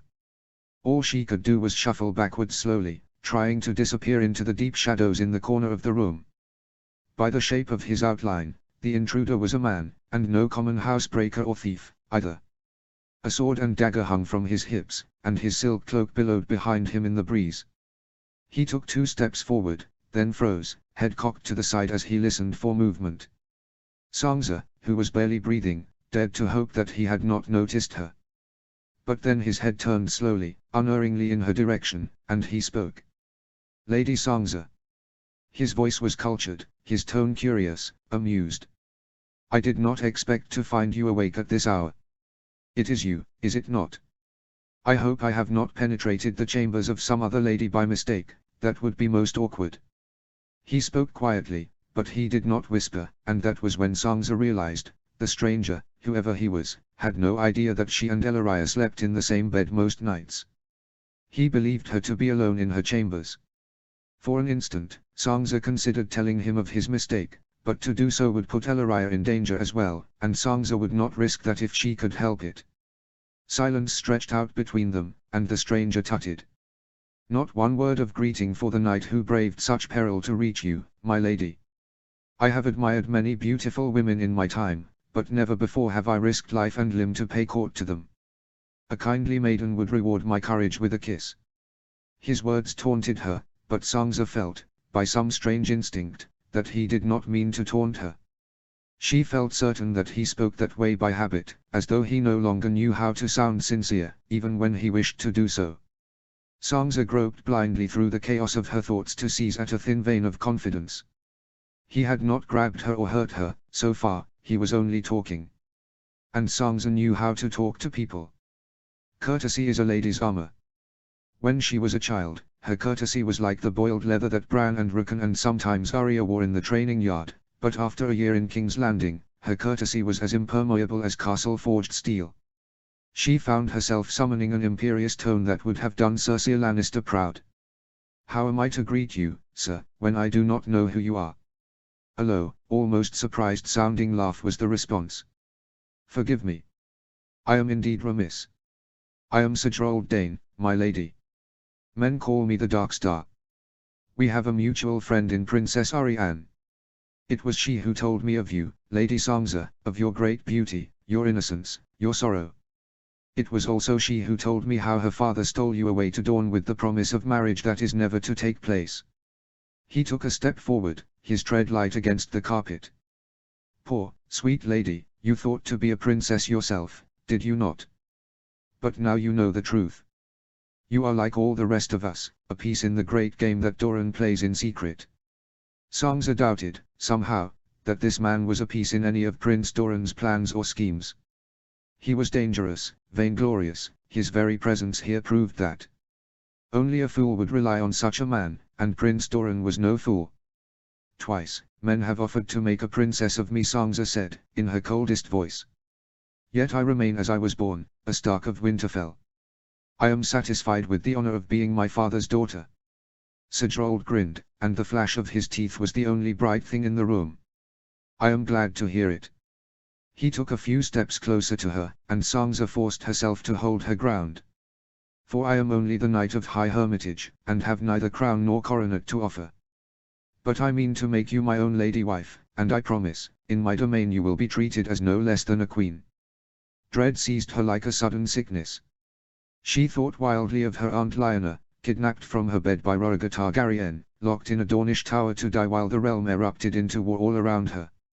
If marriage is truly your purpose, then you must speak to Prince Doran, she said, unable to keep her voice from trembling. But I am speaking to you, said Sigurd, advancing another pace. He was close enough now to reach out and touch her. Sangza pulled her robe more tightly around her body. What business has Doran with the secrets that lovers whisper to each other in the dark? You go too far, sir, said Sangza, loudly. She had feared to wake Ellaria before, but now she was desperate. Ellaria would know what to do, and Sigurd wouldn't presume to raise a hand to her, surely, not to the mother of the Red Viper's children. He had to know that Oberyn would tear him limb from limb if he dared. I must ask you to leave my chambers. Your presence here at such an hour is most improper. What, have you maiden blushes to spare still, said Sigurd, sounding curious. He raised a hand to the side of her face, and Sangza flinched as he tucked a strand of hair behind her ear. Ah, I see that you do. I'm surprised, I confess. King Joffrey's put it about King's Landing that he had you a half-dozen times while you were betrothed to him. Do not touch me, Sangza hissed. I will call the guards. Slowly, deliberately, Sigurd wound a strand of her hair around his finger. Go ahead, he whispered. They are all dead, I'm afraid. Sangza stared at him, stunned. Then she opened her mouth and screamed for Ellaria. Instantly, the Darkstar's hand crashed against her face, heavy as a glove of stone. Sangza saw stars and tasted blood. She staggered sideways, and he grabbed hold of her, pulling her back to his breast, his arm encircling her waist like a bar of iron. With his free hand, he held a dagger to her throat. Make no mistake, my lady, he said, marching them swiftly towards the door. I came here to fetch home a wife.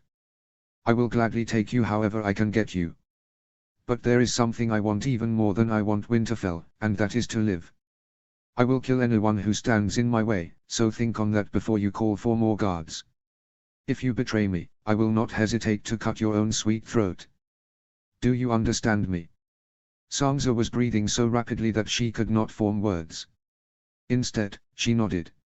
You're frightened, I understand. Sigurd kicked the outer door open. But there's no need, really. You need only be as obedient as you are beautiful, and you will never suffer any want of gallantry from me. An impulse came over Sangza just then. It was easy, pretending that his words had moved her, easy to let herself go limp in his arms, to sag against his chest with a whimper and turn her head as though she wished to press her face into his shoulder for comfort. Sigurd responded predictably. His grip relaxed, and Sangza shifted against him. A moment later, she stomped hard on his instep, then aimed her knee at the codpiece he wasn't wearing. He hissed out a long breath, cursing, and Sangza tore herself from his grasp, screaming Ellaria's name as she lunged for the door of the inner chamber. Two things happened almost at once. Just before she reached for the door latch, an iron grip seized the ends of her long hair, tugging her backwards. Sangza stumbled, just as the door of the bedchamber flew open and Ellaria dashed outside. The long sleeves of her robes trailed past her wrist, but Sangza could see that she was holding a dagger in each hand. Sangza felt the dark star freeze in shock for an instant, and that was all the opening Elaria needed. Her knife was a flash of silver in the darkness, and suddenly Sangza was free. Sedrold reeled backwards, clutching a handful of Sangza's severed hair in his fist. Dimly, through the roaring in Sangza's ears, she could hear Elaria screaming for the guards that would never hear her. Elaria thrust Sangza behind her and snarled at Sedrold, her expression wild. "Leave us," Elaria hissed. "While you still can. Oberyn has only been waiting for an excuse to kill you. If he catches you after this, it won't be quick." "Lady Elaria," said Sedrold, grinning as he righted himself. "I was trying to leave. But I'm not going without what I came for." Elaria backed up a step, closer to Sangza. "He killed the guards," Sangza whispered in her ear, and she felt Elaria tense. "Run," then she whispered. "Raise the alarm. This creature will do me no harm. Even he is not so great a fool. Lady Sangza, the Viper's whore is not nearly as clever as she thinks she is. If you take but a single step towards that door, I will kill her." "Then kill me," Elaria shouted. "But you will not take Sangza. I know what you are. You will bring her only suffering." Sangza stood there, frozen, desperate to flee for safety, too terrified for Elaria to leave her side. Elaria looked away from Sedrold for just an instant, just long enough to turn a pleading look on Sangza. The next thing Sangza knew, something fast, bird-like, flew through the air between them. Elaria blinked once, twice, then slowly sank to her knees. A silver dagger was buried halfway to the hilt in her shoulder. Sangza screamed, but even as she threw herself at Elaria, Sedrold lunged and began to drag her backwards. "Now, we make our escape," he hissed in her ear. "And unless you wish to wade to your bridal bed through a sea of blood, you will be silent as a mouse." He need not have threatened her. Standing there, staring at Elaria's prone form and the pool of blood spreading underneath her, Sangza felt as though she were far away from her own body, moving her arms and legs by instinct. Sedrold grasped her to his side, but she scarcely felt it. In her head, she was back in King's Landing, kneeling once more before the Iron Throne. Joffrey might as well be aiming the crossbow at her again. They were all the same, these men and their arms and their strange, unaccountable appetites. She was weeping, she could not help that, but she was silent as Sedrold led her out the door. She did not fight him. She did not know whether Elaria was alive or dead. She had only one desire left, that no one else die on her account tonight.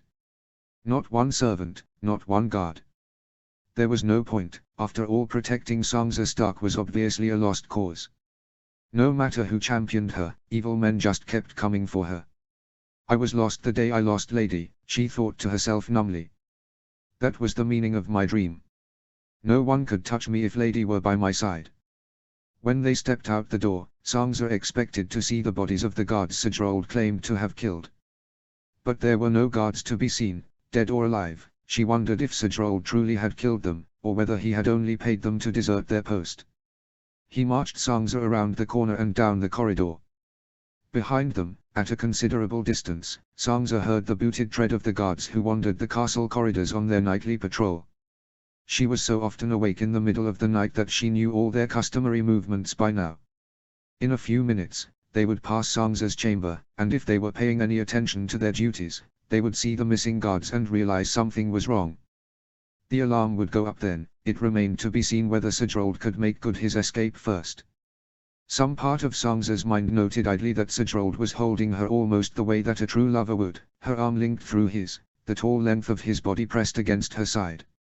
She had not been so close to anyone in many months. He smelled of sandalwood and jasmine, and blood. The corridors were lit by torchlight, and Sangza, looking up, saw his face for the first time. He had silver hair and dark purple eyes, like a Targaryen. He was extraordinarily handsome, beautiful, even, if a man could be beautiful. Then and there, Sangza decided that, should she live through the night, she would never trust another handsome man again. A minute or so later, Sangza heard the first sounds of the alarm being raised. It began at the door of her chamber, then gradually, every guard post throughout the castle took up the cry. "The Lady Elaria is wounded," the Lady Sangza is missing. It was strange to hear her name shouted back and forth across the echoing halls and not be able to respond. Suddenly, Sedrold yanked hard on her arm, tugging her into a dark antechamber, the door of which stood slightly ajar. Sangza knew precisely where the antechamber led. She wondered if Sedrold did. Had he grown up in the water gardens, like so many Dornish children? Or had she learned more about the palace in her 3 months of living here than Sedrold would ever know? If Sangza were clever, she might very well find some means of leading Sedrold out of the castle before he could kill anyone else. Yet if he did escape, what awaited her? Only captivity at High Hermitage. Sedrold might call it a marriage, but no power on earth would induce her to stand before a septon and say the vows, claiming him as hers, acknowledging him as her lord. Her bridal chamber would be a dungeon. No one would come for her, no one would know where to look. Sangza could tell that Sedrold was uncertain what to do next. The guards would be here soon enough, no doubt they would check every room in the palace. The castle itself would be sealed off by now, the roads to the lower wards and the Shadow City guarded by all the strength of Prince Doran's garrison. Either they must leave this room, or Sangza must steel herself for more bloodshed. In an instant, she made up her mind. This antechamber leads to Prince Doran's solar, she said. She did not look at Sedrold as she spoke, but she knew he was listening closely. In the solar, there is a door to a secret corridor, which leads to a tunnel. The tunnel opens onto the lower ward of the palace. It was built thus so that the prince and his family might use it to escape in secret, if the palace ever fell to a siege. Sedrold's head whipped around. He stared at her through the dim light. He was breathing heavily, as though he were nervous. "You lie," he said. "What hour is it?" said Sangza, as though she had not heard him. "The hour of the ghost," said Sedrold warily. Sangza lifted her chin. "Prince Doran suffers many a sleepless night. His gout is worsening, and the pain keeps him from his bed. Sometimes, when he cannot sleep, he works in his solar until dawn. Yet, if he has not slept for many days, he sometimes permits the maesters to give him dream wine. Then he sleeps like the dead for hours. Why tell me this? Either Prince Doran is sleeping in his chambers, in which case there will be no one to stop you, or he is awake, and within. Wherever he is, his captain of the guard will be at his side."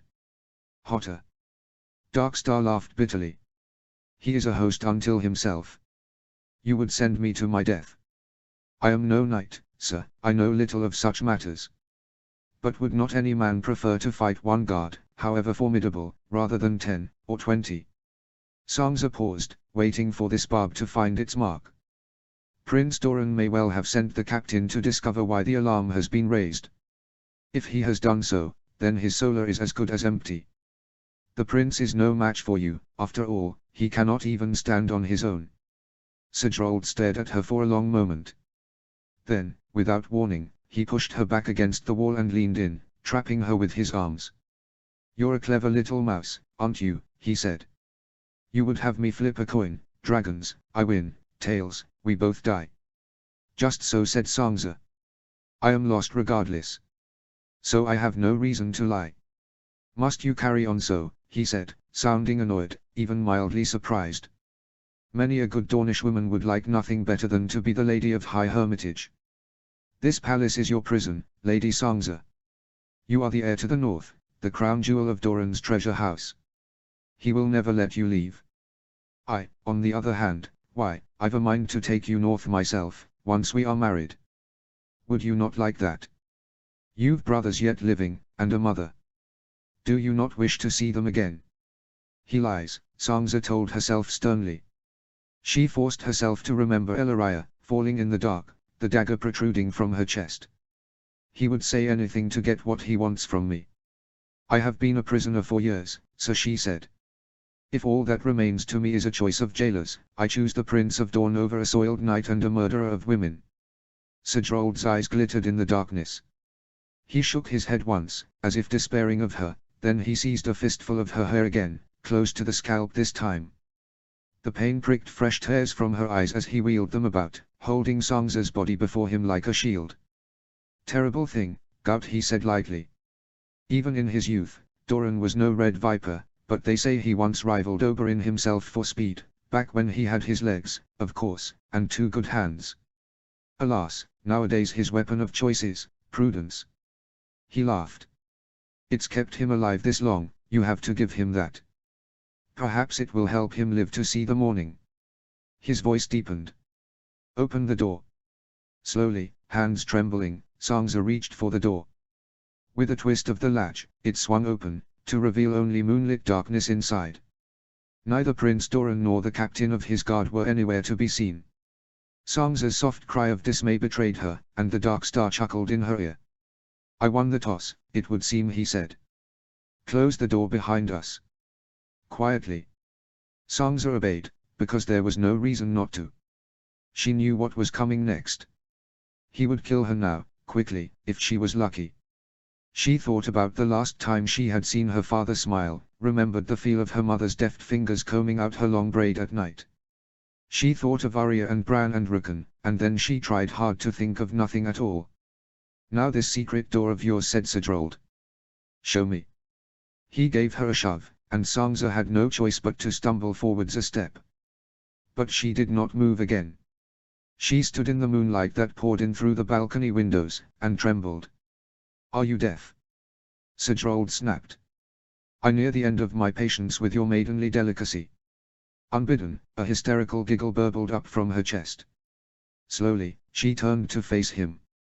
You were right before, she said. I lied. Sidrold stared at her. The only way out of this room is back the way we came. There is no secret door, nor any tunnel. There is the balcony, however. You must be a good climber, sir, to have scaled mine. I cannot climb myself, however, so I will not be joining you. I think I will send you down first, he said through gritted teeth, gripping the sword at his side. The climb will be perilous, and if I should fall, you might make a fair cushion. If I scream as I fall, the guards will be waiting to catch you. Fair point. I will cut your throat first. Sangza backed away, out of the pool of moonlight, into the part of the room where the shadows fell deepest. She groped blindly for something to hide behind, something she could throw at him. He wasn't chasing her yet, he seemed to have resigned himself to the fact that she had led him into a trap, and all that remained to be decided was whether he would kill her before the guards reached them, or while the horrified guards looked on. She stumbled and nearly fell when her bare foot caught the leg of a high-backed leather chair. Sangza swallowed her gasp and righted herself. She knew this room as well as she knew any room in the palace, and if only she could maneuver her way to Prince Doran's desk, there would be letter openers, sharp as any dagger, a bronze sculpture heavy enough to crack a man's skull. On the other hand, the chair was sturdy, and might well shield her from a sword thrust. She lingered there for just a moment, and when a warm hand reached up from the depths of the shadowed chair to grasp her own, it was all she could do not to scream.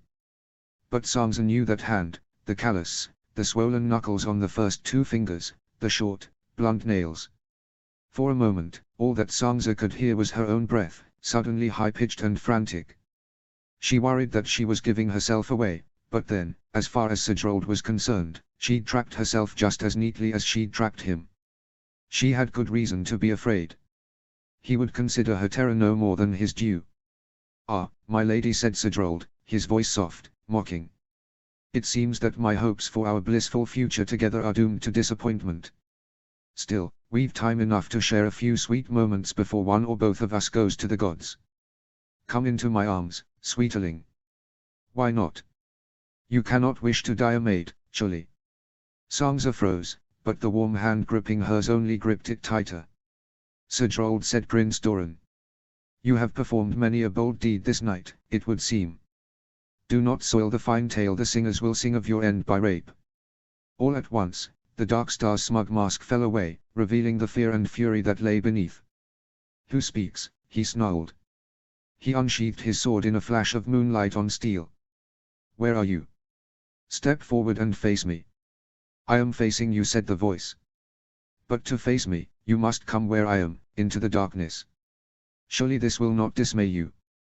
You are of the night, as I believe you are fond of saying. I am only a crippled old man. And I am no fool, said Sidrold. Where is Hotter? If Hotter were with me, you would be dead already, said Prince Doran. Would you be easier if there were light? Lady Sangza, be so good as to light the brace of candles on my desk. Stay where you are, Sidrold ordered, hefting his sword and advancing. "On my honor, I will kill you both."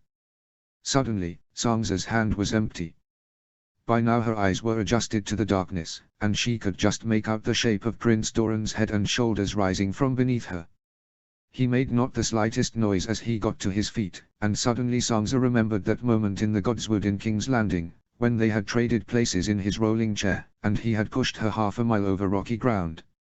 "You don't want them to know how well you can actually walk," she'd said, smiling, pleased to think that they shared a secret. "Was that not always the plan?" said Prince Doran, his voice mild. "Murder, rape, vengeance for that poor thing you call your honor. All because Oberyn warned you away from the Lady Sangza." Sangza flinched, but neither man noticed. Sigurd took a few more steps into the darkness, grinning and fearless again. He was less than an arm's length away from Prince Doran now, but Sangza could tell that he had not realized, he was half blinded by the moonlight. "You do me a disservice," he said lightly. "I would rather hold a living bride to my bosom than a dead wench. But as the lady seems to prefer a rape to a proper bedding, I..." Sangza watched as Prince Doran took a single step forward. She did not see his hand move, nor did she see the dagger it gripped. She heard only a wet, sucking sound, as dark steel entered Sigurd's throat just underneath his chin. The dark star choked, bright red blood trickling out of the corner of his mouth. Prince Doran gave the dagger a twist, and a gout of blood welled from between the knight's lips, staining the back of Doran's hand. Sigurd staggered backwards, and in one long, slow, terrible movement, collapsed to his knees, then to the floor. Prince Doran stared down at his body, his dark eyes unreadable. Sangza backed away from them both until she hit the wall. A low, strangled noise escaped her lips, and she clapped her hand over her mouth to stop the scream that was welling there. "Sangza!" She heard footsteps, then a muttered curse. Prince Doran was bracing himself against the back of the chair with a grimace, as though he had started towards her in a rush before remembering that he could not move so quickly without pain. He caught his breath for a second, then stooped slightly, his hand closing around the head of a stout walking stick. The next thing Sangza knew, Prince Doran was standing over her, lifting a hand to cup the side of her face. Sangza wanted to look away, but she couldn't. Prince Doran's ordinarily controlled features were alive with emotion. Anger and anguish brimmed in his dark eyes, and the corner of his mouth twisted in disgust. For a wild moment, Sangza thought he was angry with her, but then his fingertips prodded gently at the tender lump high on her cheekbone. She had forgotten all about Sigurd striking her. Those first few moments after he entered her bedchamber felt as if they had happened a lifetime ago. "Ellaria!" Sangza gasped. She clutched at the front of Prince Doran's tunic. "She took a dagger to the breast. She was protecting me. Please, you must help her." "SSH, SSH. Sangza, be still. All is well. Ellaria is being cared for as we speak. The wound is not mortal. The Maesters are certain she will recover." Sangza's mouth fell open. She was too afraid to believe him. Prince Doran looked at her, his expression strangely helpless. Then he sighed heavily, and for just an instant, as though giving way to an impulse he was afraid he would later regret, he touched his forehead to hers. His hand was still cupping her face, and Sangza felt hemmed in on all sides by his warmth, the faint fragrance of his perfume. The hand touching her cheek was the hand covered in Sigurd's blood. The copper tang was thick in her nose, but it did not repulse her. Carefully, it had been so long since last she took comfort from another person's embrace that she scarcely remembered how it was done. She leaned against Prince Doran's chest and pressed her face to his shoulder. Relief made her feel weak all over, and she had to fight to keep from swaying on her feet. The edges of her vision were turning grey, so she closed her eyes. For just a minute, the entire world contracted to the warm dark space where Sangza was hiding her face against Prince Doran's shoulder. The room around them was filling with noises. The guards had arrived at last, it seemed, but Prince Doran made no move to turn away from her, so Sangza remained where she was, drawing strength and warmth from the solidity of his presence. At last, she heard Prince Doran speak. Although his mouth was only inches from her ear, his voice sounded as though it was coming from miles away. "A chair for the Lady Sangza," he was saying. "She is faint." "I'm not," Sangza tried to protest, and when a pair of strong arms tried to pull her away, she cried out, clinging harder to Prince Doran. She did not know them, they were strangers, she did not trust strangers. But then she heard the one voice she did trust, whispering in her ear, speaking words of comfort that blurred together indistinguishably in one long, buzzing tone. The strong arms returned, pulling her away, but no sooner had they deposited her on the chaise than Prince Doran sat down next to her. The solar was filled with people now, all the candles were ablaze, the whole room flooded with light, people were looking at her, and what must they think? Her in her torn night shift, her in disarray, bruises blossoming around her eyes. She tried to hold herself with some dignity, tried at the very least to sit up straight, but soon she was swaying again, and this time when the tears sprang to her eyes they were tears of humiliation. I will disgrace him, she thought, unable to look at Prince Doran, though she could feel his gaze hot on the side of her face. Sansa, he said. Look at me. She tried to look at him, but it was impossible to focus through the tears and the grey mist clouding her pupils. You are safe, he said. His lips parted, and he looked awkward for a moment, as though he wasn't certain how to say whatever it was he wanted to say. All that matters is that you are safe. She heard him clearly enough, but she did not understand him, not until he touched the side of her face again, and she found herself falling back into the circle of his arms. He does not care who sees us like this, she realized. It was the last clear thought she had for a long time. Chapter 12. Chapter text. Doran. Doran was staring sightlessly at the pages of the book in his lap when a soft rustling noise made him look to his left, where Sansa lay asleep in her bed. He had sat the night in Sansa's chambers, while at the opposite end of the same corridor Oberyn sat his own vigil at Elariah's bedside. A swift raven had been dispatched to Oberyn with news of the attack in the middle of the night, and he had ridden hell for leather to reach the Water Gardens in less than an hour, with only Sir Daemon to accompany him. Doran well remembered what his brother's feelings had been the night they told him about Elia, so he had left Oberyn to himself that night. Oberyn wasn't interested in talking to him anyway, only in collaring the Maester and closeting himself in Elariah's chamber. He had not stirred since, and Doran had not gone to see him. Doran sympathized with his brother's anxiety, but he was easy in his own mind about Elariah. The Maesters assured him that they expected her to make a full recovery, that she needed watching through the night no more than did Sansa, whose injuries were far less severe. Yet, there, by Elariah's bedside, Oberyn fretted, and here, in Sansa's chambers, Doran sat, careful to give no sign that he might be fretting. Their mother's sons were a pair of fools, to be sure. Doran could only imagine what sort of gossip the servants were spreading this morning. Yet the truth was that Doran had feared to leave Sansa with none but her maids to watch her, despite the Maester's verdict that she was not badly hurt. Bruises and a sprained wrist were easily healed, but she had not been herself last night. Visibly pale and fragile, her eyes nonetheless had been focused, sharp, too sharp, almost. She had watched the dark windows of his solar as though she half believed the dark star might burst through them again at any moment. She'd resisted every suggestion that she retire and rest, even after she watched the guards drag Sir Gerald's cooling corpse from Doran's solar, even after she'd suffered the Maester to set her wrist and apply balms and a poultice to the hideous swelling around her left eye. As soon as the Maester finished looking after her, Sansa had announced that she meant to go to Elariah. To nurse her, she'd said, and to comfort Lorza and Doria, should they wake in the night. Doran had not wanted to argue with her, nor had he wished to command her. He well understood her reluctance to surrender to the vulnerability of sleep. Yet he had feared she would collapse before she could be reasoned with. It was only Oberyn's impossibly swift arrival from Sunspear that had changed Sansa's mind. With Oberyn ensconced at Elariah's bedside, even Sansa had conceded that Elariah could do without her for a few hours.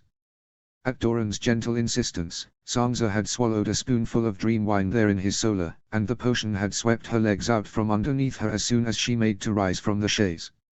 It had been Sir Daemon who caught her up and bore her in arms to her bed.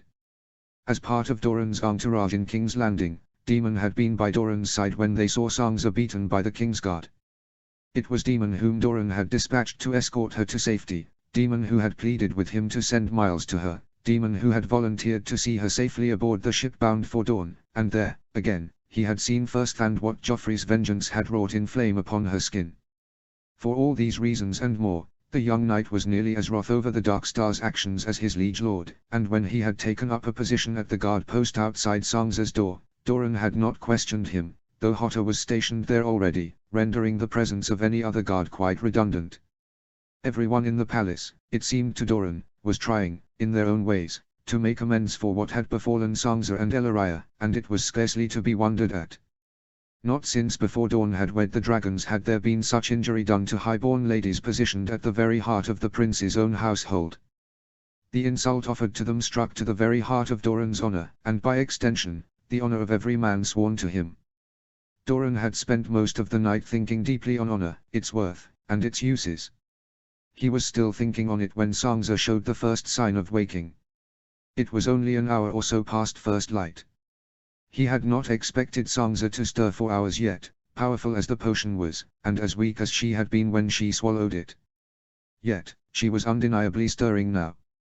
First there came the soft rustle of her shifting body beneath the blankets, then there was another sound, even quieter than the soft movement of the bedclothes. It sounded as though Sansa was holding her breath.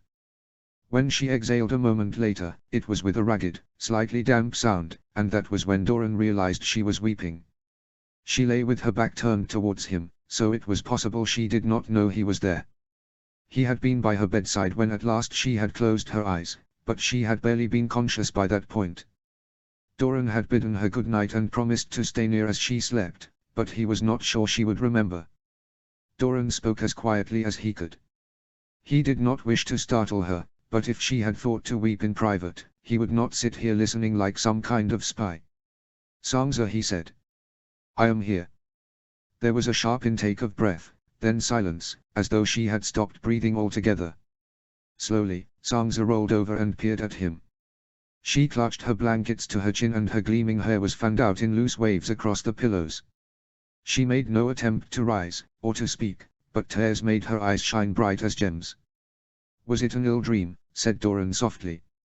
Sansa shook her head. The haze of sleep, or potion, must be on her still. Doran knew full well that a Sansa Stark in her right mind would be flushed with mortification, appearing thus before him. "It hurts," she whispered. "I don't understand why. It didn't hurt yesterday, even before the Maestas came." Doran silently cursed himself for a fool and seized the bell rope to summon the maid. She appeared within a moment, as though she had been waiting for this call, and Doran instructed her to send for the Maestas boy and the Maestas potions. No sooner had the first maid departed than a second slipped into the room. Well trained as she was, she paid Doran not the slightest attention, save to curtsy politely, before tending to her mistress. She approached the bed with a dressing gown in her arms, and like a child, Sansa allowed the maid to help her sit upright. Doran did not avert his eyes quickly enough from the unlaced back of her sleep shift to avoid another glimpse of the scars on Sansa's back. "What right have I to call myself her guardian?" Doran wondered, as Sansa lifted her arms and allowed the maid to wrap the dressing gown around her. "From the hour of our first meeting, I have done nothing but watch while she suffered at the hands of other men." Oh, he had killed Sidrold, to be sure. He'd done it without a breath, without a pause. Doran had killed Sidrold in his mind while he was still listening through the antechamber door. He had passed sentence the first time Sidrold threatened to rape her, by the third time, he was positively thrilling with the desire to carry that sentence out. But that was no remedy for Sansa's suffering. He had failed her the instant Sidrold climbed through her balcony door, and nothing he did afterwards could change that fact. Never again would Sansa swallow the sweet lies that he and Oberyn had fed her since she first came into their care. Never again could they look in her the eye and swear that no man would lay hands on her so long as she was under their protection. Her 13th name day would be upon them soon. Every great house in Dorne with an eligible male scion would sit up and take notice. As Sansa's maid led her behind the changing screen to bathe and dress, Doran rolled his chair out into the sitting room of Sansa's chambers, where he ordered a light breakfast that he doubted either of them would find much appetite for. The maid led Sansa back out into the sitting room a few minutes later. Strictly speaking, she still was not properly dressed to receive visitors, though she was perfectly modest. Her sleep shift had been replaced by a beautifully embroidered tunic in sapphire blue silk with orange embroidery, belted loosely around her waist. She was dressed for a day of quiet convalescence in the privacy of her rooms, not for company. Sansa leaned on her maid's arm as she crossed the room to the table, where breakfast was waiting. She sat and stared listlessly as the maid placed food before her, and served her with a steaming cup of tea. Doran caught the maid's eye and dismissed her with a silent nod towards the door before he spoke. "Sansa," he said. "How are you?" She pulled her sprained and splintered wrist against her chest, the movement seemingly unconscious. "I am well enough, my prince," she said. "Will you tell me of Ellaria?" "She quit her bed 2 hours ago and is resting in the sun with her ladies, on the terrace outside her chambers. Oberyn is with her, but he will have to take her place in bed soon enough, most likely. He did not sleep at all last night." Sansa looked at him then, for the first time. "Did you sleep, my prince?" "No," he smiled. "But you know how poorly I sleep on most nights. Speak truth now. Is the pain very bad?" She dropped her gaze and shook her head, in a manner that might have been convincing to someone who had studied her mannerisms less closely. "I was only dismayed when I opened my eyes. I did not remember what had happened, at first." Doran could think of nothing to say. Everything that he could say or do, everything that he was permitted to do for Sansa's comfort, he was doing already. If he wished to do more, that must remain his own affair. "I regret this necessity," he said, "but now, while we are alone, I must speak to you of Drold Dane. Gods be good, it is the last time I shall ever have to utter his name in your presence." Doran had not thought that Sansa could grow any paler without expiring entirely, but she did. She also stilled, in a way that Doran found painful to watch. He decided to speak plainly, that the matter be done with as swiftly as possible. "At present, you and I are the only persons who know the truth of how he died, save for one man else. You may remember that Sir Jasper Dald was the first man of my household guard to reach us. He will accept all credit, and all blame, for Sir Drold's death." Doran hesitated. "I must ask you to swear as Sir Jasper has sworn. No one else must know whose hand dealt the blow that ended Sir Drold's life." Sansa blinked slowly, her gaze still trained on the table's surface. "Of course, my prince. I do so swear." "Thank you." Doran relaxed minutely. "I do not think anyone will be so bold as to bid you speak of what transpired between you and Sir Drold, and if they do I shall certainly make my displeasure known. But if you should feel that you must give an answer, say only that you were in a faint when he met his end. As you say, my prince." Quick, dutiful obedience was nothing less than Doran had come to expect from Sansa, but under the circumstances, it needled him. Obedience had been compelled from her at a dagger's point last night. Doran wanted something else from her, something a prince could ill afford to desire, something like understanding, or approval. Or trust. "You are a most astute lady," he continued. "I am certain you can see the necessity of secrecy." "I can see several reasons for it, my prince." Her tone was matter of fact, so Doran took the risk. "Tell me what it is you see." "House Martell has no need of a blood feud with the Danes of High Hermitage." Her reply was slow in coming, as though she were having difficulty forming the words. "You had the right to kill Sir Drold for abducting me, but his blood is still on your hands. His kin may yet cry for recompense because he was killed by a man of your guard. If they knew it was you, they might rebel against your rule." "Just so." "Well said." The corner of his mouth crooked up. "What more?" Sansa darted a sudden look at him up through her eyelashes. Then, just as suddenly, she looked away again. "Sir Drold did not know you were strong enough to," she stopped, swallowed. "To do as you did. He thought you were too weak even to stand. And if he doubted it, you made certain to remind him," Doran thought to himself, remembering all he had overheard. Sansa had led the Dark Star neatly into her trap, but she took no joy of it. For all the wrongs that had been done to her, she was not bloodthirsty. Not yet, anyway. If people knew that their prince had killed Sir Drold, they would think differently of him. They would admire you, certainly, but Sansa's shoulders tightened. They might not underestimate you a second time. Precisely. Ably reasoned. Doran cocked his head. "Is there anything else?" "Only an idle thought, my prince." Should not Prince Oberyn be told all?" She darted another look at him. "I think he will want revenge for Ellaria, and I worry that he may not think it enough that Sir Drold was killed by one of your guards. Yet if he knew that his own elder brother slew the man who hurt Ellaria, then perhaps, he would feel that honor had been satisfied. Doran's mouth twisted, because it would not do to smile when speaking of such things. You have a rare gift for seeing into men's hearts, Sangza. She blushed, as he knew she would. All that you say is true. I do mean to tell Oberyn the truth of the matter. It will calm his rage, which is most needful. And he will tell Ellaria, so that the two of you may speak freely when you are alone together. I suspect you both may need that solace. Sangza nodded stiffly, then stared down at her hands. Silence elapsed for almost a minute, which was strange behavior on her part. She was no chatterbox, but now that she was no longer in unfamiliar awe of him, she generally seemed to feel that she had a ladylike duty to prevent awkward silences from arising. As he studied her, however, Doran noticed how white were the knuckles of her interlaced fingers, how hard she bit down on her lower lip. All at once, he felt a fool again. The pain of her injuries is made worse by much talking. Doran had taken such a blow to the face once, when he was a squire about Sangza's age, an accidental knock received in the training yard from a wooden sword. Sidrold, on the other hand, had struck Sangza with a mailed fist. It was a wonder she had not lost her teeth. Doran's bruises had not been half so impressive as hers, yet still he felt every word he spoke and every bite he took for at least a week after. He ought to have remembered that, and waited for some more meat time to draw her out. Since he could say nothing without making the problem worse, he chose instead to make a study of the way that Sangza carried her pain. He wanted to remember what it looked like when she was suffering in silence, in case he ever saw her looking that way again. In case she ever tries to hide her pain from me, he thought vaguely. Eventually, the silence elapsed to the point that Doran felt that he must either speak some word of comfort, or else take her in his arms, as he had done last night. The Maester's boy will be here soon, he said. This brought Sangza back to herself.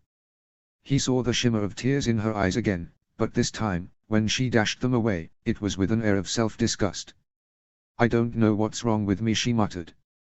This is nothing compared to. She shut her mouth abruptly and reached for the cup of tea the maid had set before her. She held it near her lips without drinking, as though to shield her face from scrutiny. Doran looked down at his hands. The right was in agony today, the joints of the first two fingers swollen and scarlet, but that was to be expected. It had been 20 years since he had delivered a mortal blow to an enemy in combat. 2 months ago, such a deed would have been beyond him. 2 months ago, he did not have the strength to grip a dagger, let alone strike with such swiftness and precision. But then Sangza had come into his life. She had taken over so much of his correspondence that the inflamed joints of his writing hand, finally given a chance to rest, had begun to cool. It had been 2 weeks ago when he first noticed that his hand had begun to regain some of its former dexterity. He had, perhaps, saved Sangza's life, but he had only done so with the strength she had given him. Doran did not know whether he should tell her as much, whether she would find that a comfort. I heard all that transpired between you and Sidrold after you entered my antechamber, he said softly. I know what he intended for you. What he threatened. Doran did not expect or truly wish for her to reply. His next words were words of assurance, promises that might ring hollowly in her ears, but that he must make all the same. But Sangza did not wait to be reassured. He was not the first man to so threaten me, she said. Nor was he the worst. Sangza glanced towards the door of the sitting room, as though she expected to hear the tread of ghostly boots marching down the corridor towards them. The Kingsguard, they said things, did things, things I hope I shall never have to speak of. She seemed to grow smaller in her chair. Sidrold had nothing new to teach me about the evil that is found in men's hearts. Fortunately for Doran, the boy arrived with the Maester's potions at almost that very instant. Yet even as the Maester's assistant carefully set the potions before them, Doran's breast burned with some fervor he had no name for. It was the haunted look in Sangza's eyes that brought it forth, and the memory of Sangza's head pressed into his shoulder the night before.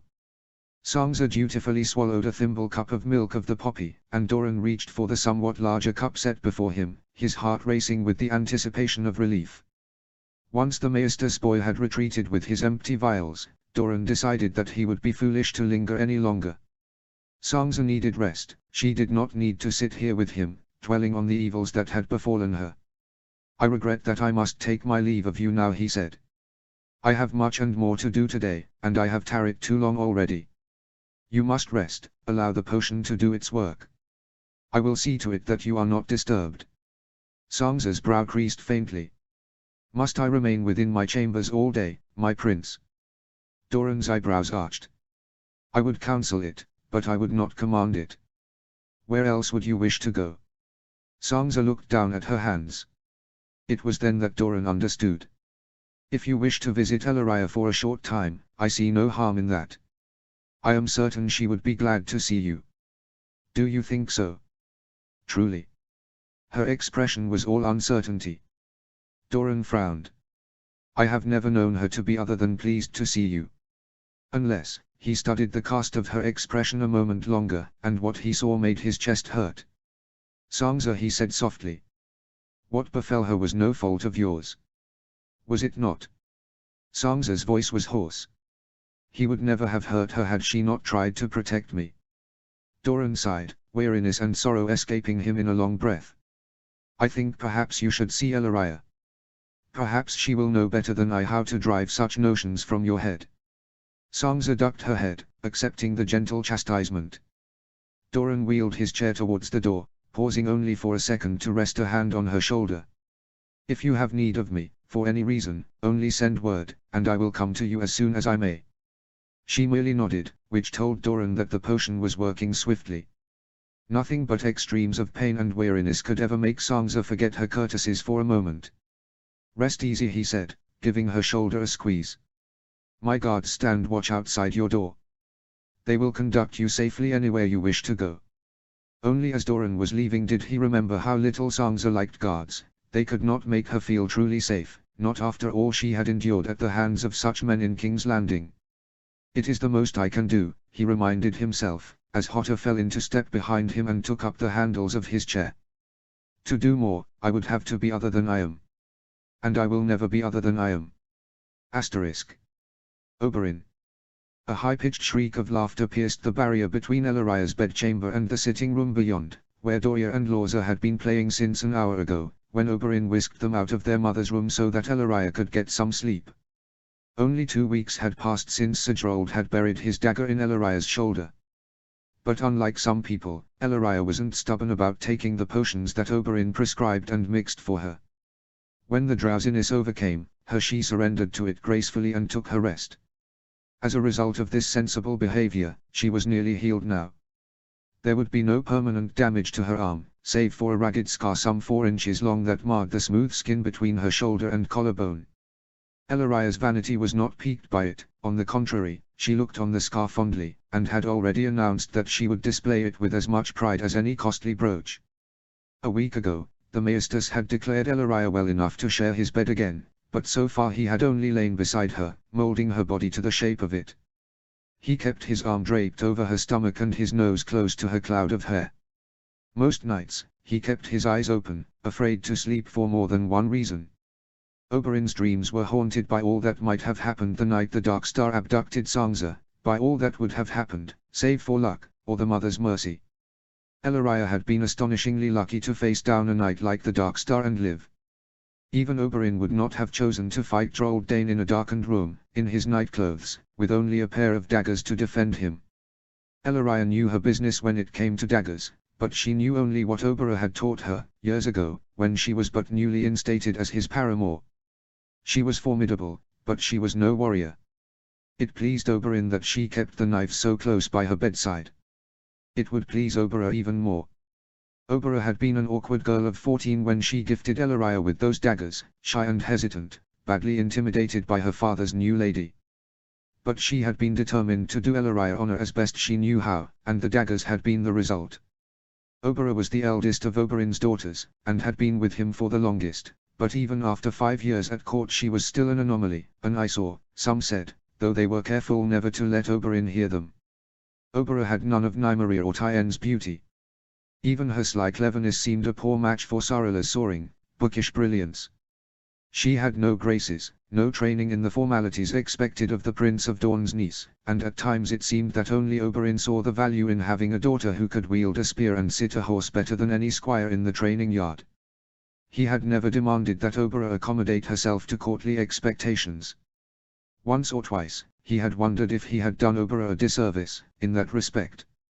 Oberyn could still remember Elaria's single-eye blink of bewilderment when Oberyn presented her with the daggers in their tooled leather case. He remembered the tense moment of silence that had followed, in which Elaria seemed robbed of words. Oberyn had suppressed a cringe, for he could not bear to think of Oberyn feeling rejected or embarrassed. She tried so hard, and it was his fault she felt so out of place.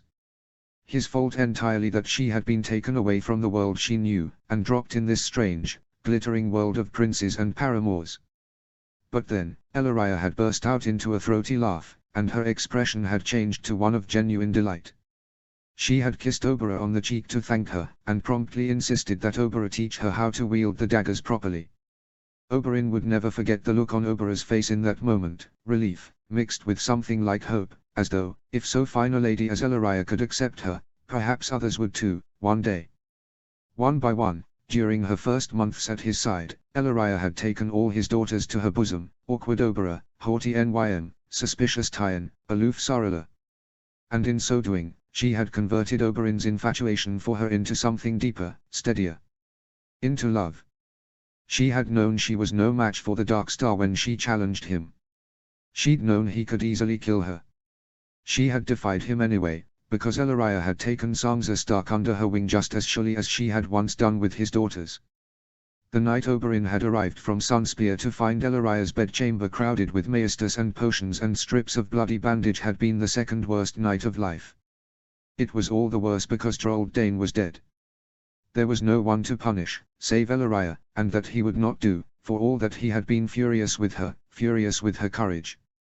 He had kept his mouth tightly shut those first few days he sat by her bedside, lest some rough word slip past his guard.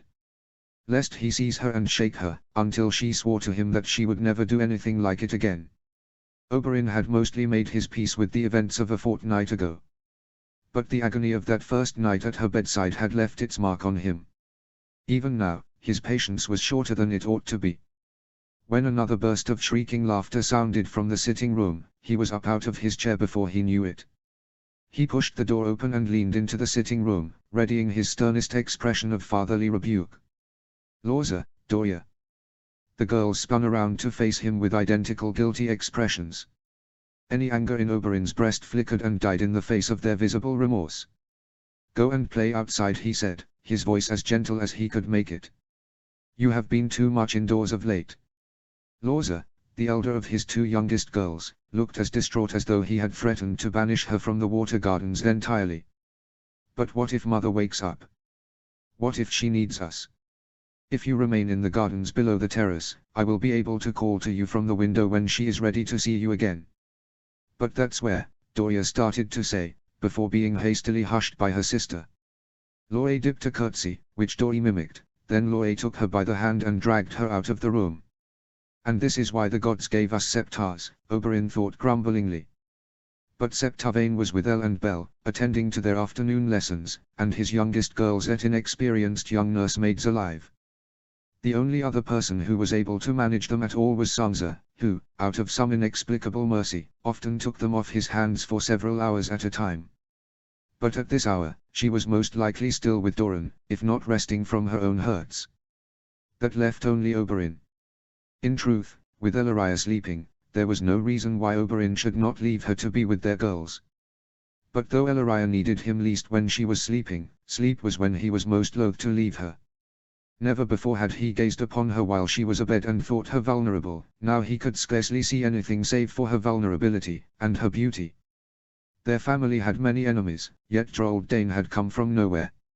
Oberyn had long ago marked the Darkstar as a man who would need killing one day, but that judgment had been impersonal. He had never dreamed that Sir Gerald would be so bold as to bring violence to the Water Gardens. What other threats, unaccounted for by his imagination, lay in wait for those he loved?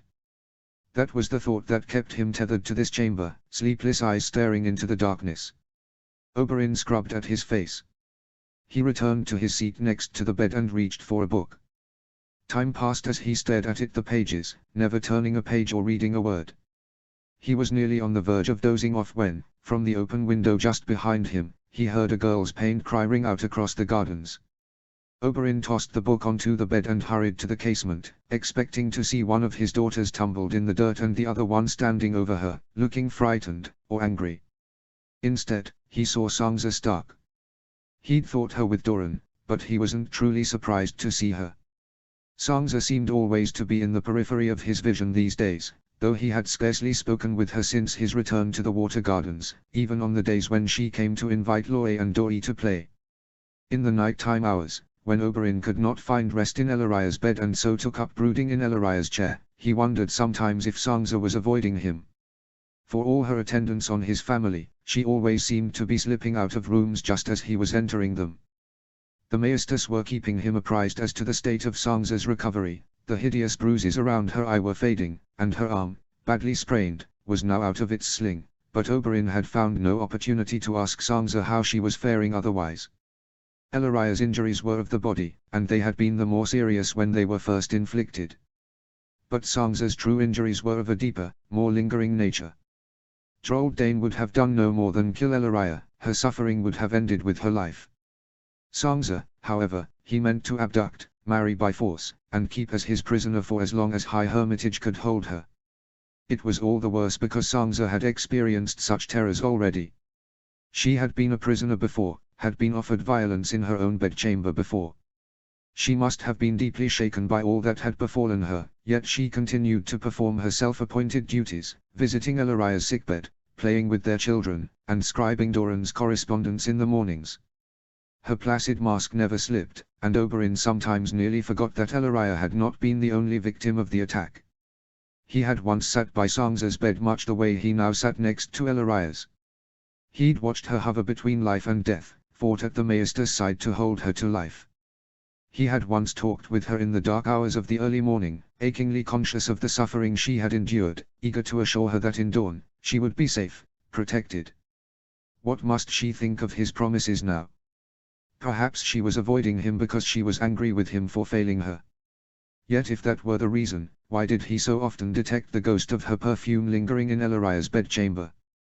Why did she take it upon herself to entertain his paramour, his daughters, as though she were a nursemaid and not a high-born lady? It appeared as if Sansa, Doria, and Lorza were in the midst of a game of knights and maidens. Both his daughters were wielding long, sturdy sticks, the kind that children had been using as makeshift tourney swords since chivalry was invented. It was impossible to tell which one of his daughters was the knight and the other the monster, but Sansa was clearly the maiden in their game. And it seemed as though her knight protector, or her monster, or both, had struck the maiden a stray blow by accident. Hence the sudden cry of pain, and the girl's guilty looks. Sansa was clutching her arm, the same arm that she had until recently been wearing in a sling, tight against her chest. Her face was scrunched up in a tight expression of noiseless pain that Oberyn found all too familiar. Loe and Doi had dropped their sticks and were clinging to her skirts. From the sound of it, they were begging her pardon, begging for reassurance that she was all right. Oberyn watched as Sansa deliberately relax her tight expression. She gave both girls a watery smile and shook her head, as if dismissing the accident. Dismissing her pain. Doi smiled, then sprang back and took up her stick again, ready to return to their play. Oberyn nearly shouted down at her, then he drew back. He was doing nothing here, save indulging himself. Elariah did not need him. His daughters did. So did Sansa, possibly, if only so she could excuse herself. He suspected she would not leave Loe and Doi, unless she knew they were being looked after by another in her place. Oberyn cast one last, lingering look at the bed to confirm that Elariah was still fast asleep. Then he left the chamber, instructing the guard at the door to send for the Maester's assistant to sit with her in his absence. He strode out onto the terrace and turned the corner into the gardens, where he bellowed for his daughter's attention. "What is this?" he demanded, casting a glance around at the ground until he discovered a stick stout enough to stand up to a few blows. "Lady Sansa, you are beset by two of the fiercest beasts I have ever seen, and with no one to defend you." He grinned at Loe and Doi. "Never fear, I shall be your champion. At me, you monsters." Their remorse forgotten in a flash, the two girls charged at him, shouting gleefully, their sticks raised. Oberyn leapt swiftly in front of Sansa and parried their blows. Typically, children fought each other for the honor of playing the knight, since the game was spoiled if the knight did not win. But his daughters seemed happy enough to growl and spit at him like proper monsters, and Oberyn made certain to howl loudly when Loe managed to land a stinging blow against the back of his calf. In flashes, Oberyn caught sight of Sansa, who was staring at them, her expression caught between disbelief and amusement. Oberyn began driving the girls farther back, establishing a safe perimeter around the beleaguered maiden. She was in danger of catching another errant blow, and because Oberyn was standing in the knight's place, if it came at all it would most likely come from him. If Oberyn hit her by accident, she would probably need the maester to set her arm again.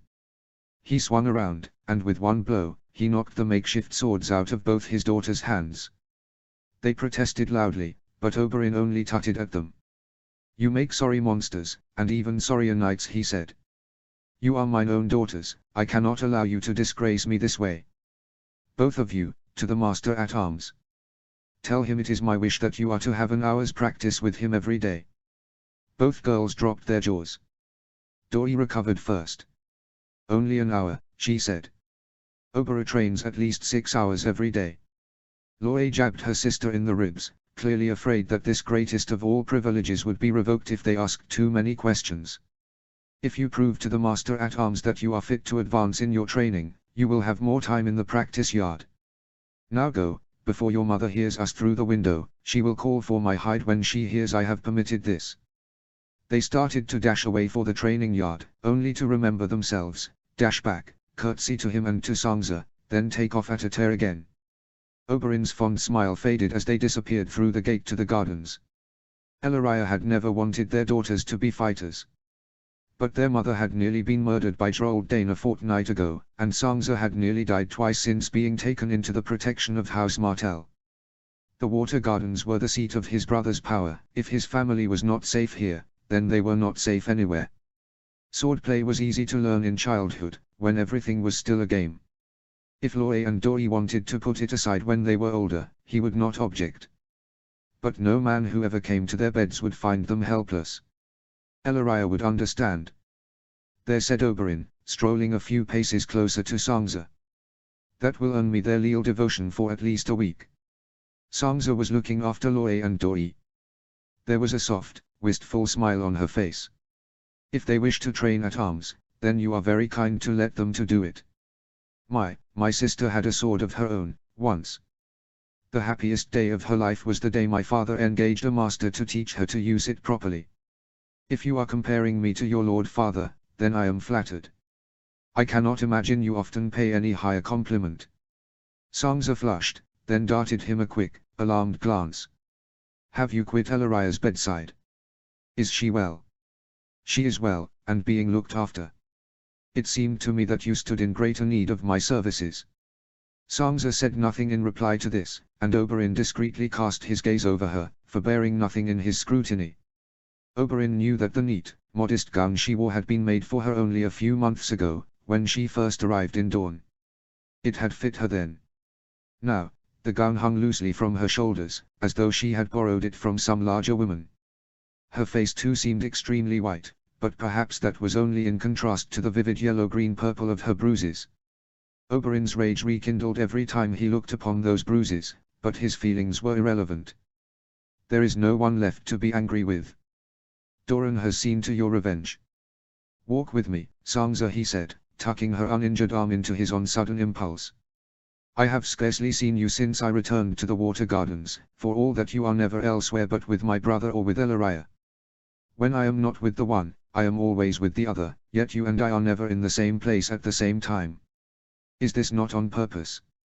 Have I offended you in some way?" Sansa's mouth fell open. "Of course not, my prince.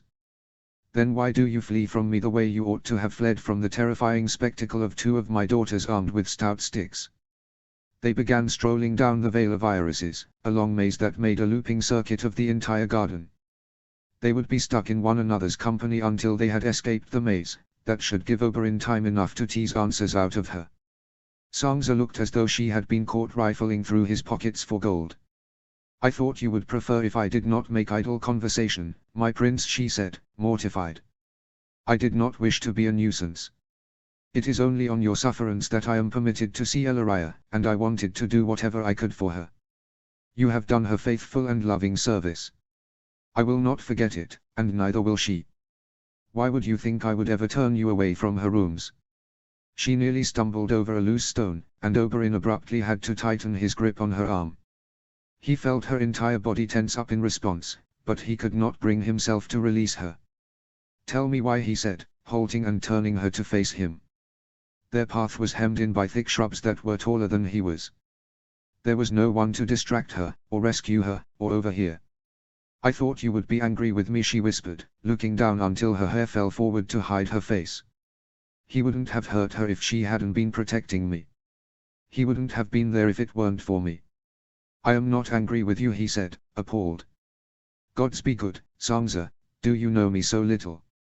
But it was my fault, she cried, and he thought he heard the beginning of tears in her voice. I have no place here, no purpose. I'm not to marry Prince Quentyn, I'm just a burden on your house, and Loy and Dory almost lost their mother because of me. She was crying unmistakably by the end of the outburst. Tremors were running through her body, he could feel them from where he still had hold of her arm. But she made no move to seek comfort of him, though she need only lean forward a bit to rest her head on his shoulder. Suddenly, Oberyn understood. This was why she had been avoiding him. She was afraid of him, afraid of his anger and what it might move him to say or do to her. The knowledge made him feel cold and sick, but he knew that he could mend matters easily enough. It was not her fault that she misunderstood him, she was accustomed to cruel men. Had he troubled to speak to her once during the past fortnight, he might have alleviated her fears. He let go her arm and placed both hands lightly on her shoulders. Sansa, look at me. He waited until she did so, hesitantly, then he smiled. It is I, Oberyn. The same man who held your hair away from your face when green sickness took you on the journey to Dorne. Do you not remember? We walked the deck together in the early mornings, before the Maester could emerge to scold us about the dangers of exposing you to too much sunlight. Sansa nodded, and produced a handkerchief from some discreet place upon her person to dab at her eyes. I recall that I did most of the speaking during those walks.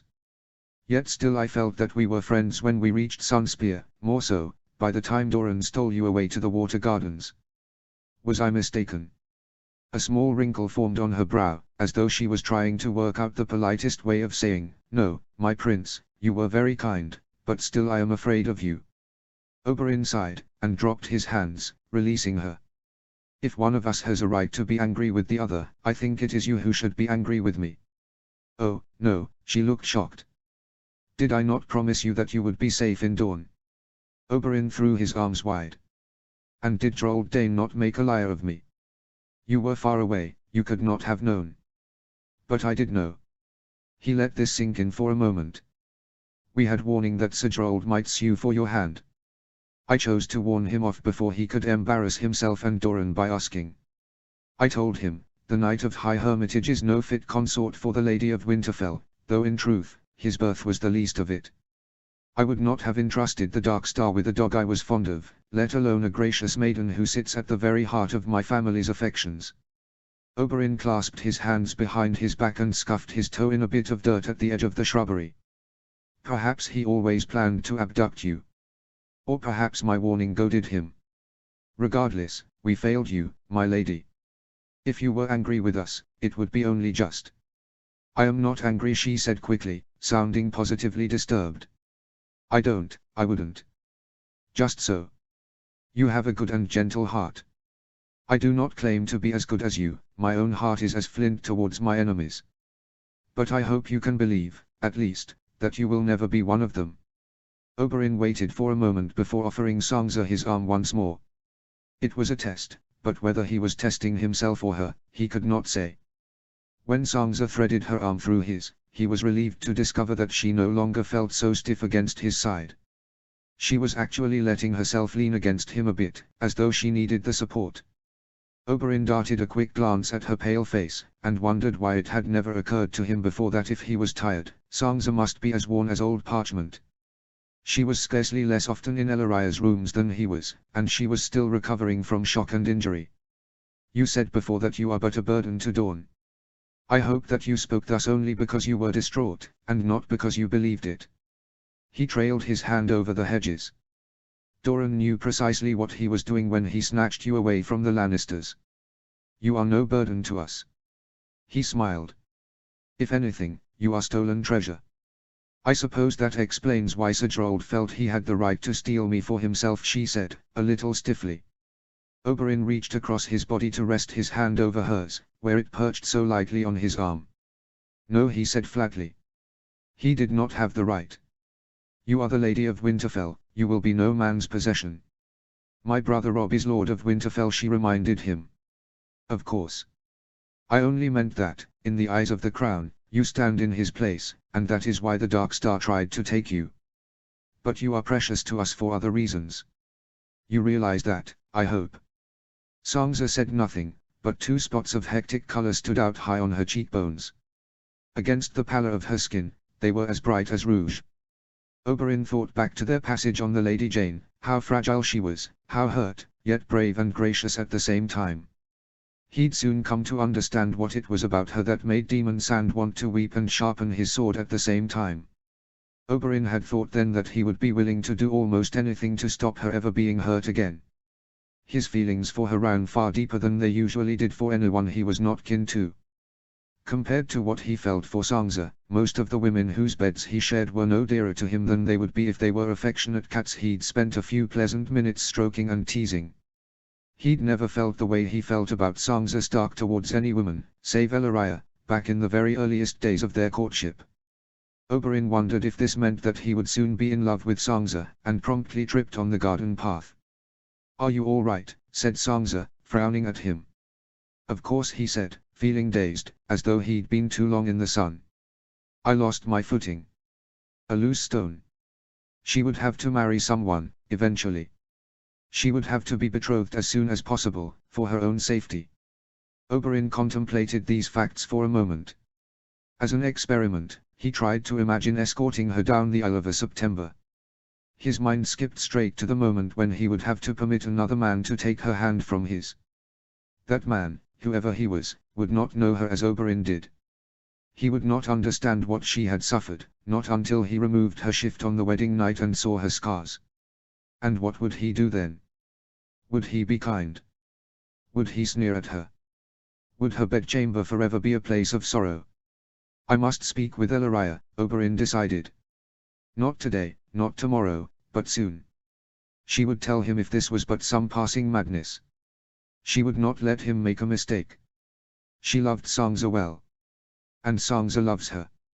His grip on Sansa's arm tightened ever so slightly, and he sighed in relief when she did not flinch. Chapter 13. Chapter text. Doran. Uncle, cried Doria breathlessly, running into the courtyard where Doran's court was taking their evening meal. Sir Jasper helped us fetch Lady Sansa's name-a-day gifts. May we present them to her now? Please. A short distance off, Lorza stood next to one of Doran's household knights, a former squire of Oberyn's, who was holding an unsteady tower of parcels in his arms. Judging by the look on his face, he wasn't quite certain how he'd ended up in his present condition. Doran glanced at Doria's parents, who were wearing identical expressions of amused exasperation. Then he looked at Sansa. She was exceptionally beautiful today. Ellaria had dressed her in a new gown of pale grey silk, and her hair hung in loose waves down her back, save for a few strands at her temples which were gathered into a braid. Best of all, she was smiling. It was not quite the first time Doran had seen her smile recently, but it was close. Very well, Doria, he declared solemnly. As the seneschal of the feast, you may present Lady Sansa with tokens of your esteem. At Sansa's own request, her 13th name-a-day was being celebrated quietly. Doria and Lorza had festooned the tables with flower garlands, many of which they had woven themselves, and they had insisted on erecting a silken canopy over Sansa's seat at Doran's right hand. But the food was no more than the typical fare served at dinners in the water gardens, even if the high table was adorned with a platter of lemon cakes larger than any yet seen in Dorne. There was no music, no dancing, no guests save his own family and a few high lords who just happened to be visiting the palace at the moment. It was, Doran knew, less than Sansa deserved, but it was what she had wanted, and that mattered more. Only 2 months ago, Ariane had tried to tempt Sangza with a truly glittering spectacle, a feast graced by all the trappings and entertainments that House Martell could offer its most honored guest. But that was before Sejrold came to the water gardens in the dark of night and tried to steal Sangza away. Ariane and Doran had passed many long hours in conversation together since that night. She understood, now, the peril that Sangza faced. She understood many things, and Doran was only ashamed that he had not trusted her sooner. Ariane was sorry to give up her plans for the feast. She had wanted to make amends to Sangza by giving her a name-a-day celebration fit for legend. But his daughter was nothing if not determined, and Doran suspected that she had found a name-a-day gift for Sangza that would compensate for everything the party lacked. She would have to wait her turn to present it, however. Oberyn's daughters were center stage at the moment, their little faces as serious as Septar's in their determination to do the thing properly. Lady Sangza. Dori and Loe came before Sangza and made a pair of pretty, proper curtsies. These are your name-a-day gifts from me and Loe. We made them ourselves. We had help, Loe added. Yes, our Septar helped. With Sir Jasper's assistance, they began to place a succession of trinkets before Sangza. Included in the bounty were a number of handkerchiefs, each embroidered with simple motifs in slightly overlarge, slightly crooked stitches. There were tiny figures, dolls, baskets, birds' nests, wreaths, fashioned rather cleverly from dried river reeds. At last, there was a small rug woven out of bright strips of rag. Doran had a similar rug in his own chambers, next to his bed. Lady Doria, Lady Lorza, these are beautiful. I am quite overwhelmed. Sangza beamed gracious approval across the table at them, like some great lady receiving offerings from her small folk. You must have worked so hard to make so many lovely things in only the time that has passed since I arrived here. Dori and Loe squirmed, grinning. Please thank your Septar for me as well, Sangza added, for her part in helping to make them. She didn't help that much, said Dori dismissively. A ripple of laughter traveled around the table, as Loe gave her sister a small shove and whispered furiously in her ear. Thank her for me all the same. Sangza's smile was wide enough to crinkle the corners of her eyes. Perhaps you might help Sir Jasper carry my gifts back inside, so I can admire them later.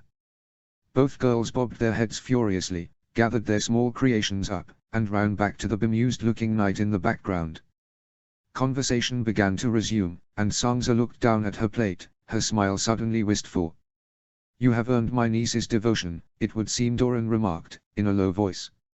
Sangza had not spoken much since the feast began, but that was partly his fault. She was seated between him and Oberyn was too gregarious to confine himself to one conversational partner at a feast. They are sweet girls. For a second, it looked as though she would say something else, but she only shook her head and looked down again. Doran thought he could guess why his youngest nieces had found a willing companion and caregiver in Sangza. She was Eddard Stark's second child and oldest daughter. Once upon a time, she'd had a younger sister of her own, and 2 little brothers besides. Doran's mother had also had 5 children, once. Before he could think what else to say, Doran noticed Oberyn glancing meaningfully in his direction. When their eyes met, Oberyn cleared his throat and got to his feet. If I had known that my daughters meant to be so forward, I would have presented mine own gift first, lest mine seem a poor offering in comparison. Sangza looked up, startled, and colored. My prince, you needn't have. Too late. Oberyn gave Sangza a smug smile, then made a beckoning gesture towards the door of the palace. A footman, who must have been standing at the ready all this time, emerged from the darkened doorway. He was pushing something towards the high table on a low, wheeled car. Its cargo was draped in a white cloth, the shape of it huge and ungainly under the covering. Doran had not the faintest idea what he was looking at, but Sangza apparently did. He heard her breath catch, a sharp little noise that could be expressive of nothing but delight, or disbelief, or both. Oberyn leveled a grin at Sangza, and without another word, yanked the cloth away. A Volanthen high harp, he proclaimed, as the dinner guests broke into admiring applause. You told me once that you played the harp when you were home in Winterfell. I would have fetched you back your own instrument if I could, but I hope this will do for a substitute. Sangza's lips parted. She rose from her chair unsteadily. Doran checked the impulse to hold her up, and took a few steps forward. Oberyn beamed triumphantly as Sansa reached up to brush the shape of scrollwork along the top of the frame. The harp was nearly as tall as she was, almost as wide as her outstretched arms. She ghosted delicate fingertips over the strings, and the harp hummed. "I only had a hand harp at Winterfell," she said quietly. "I have never even seen a high harp, save at the king's feasts. I fear I will not be able to do justice to such a beautiful instrument.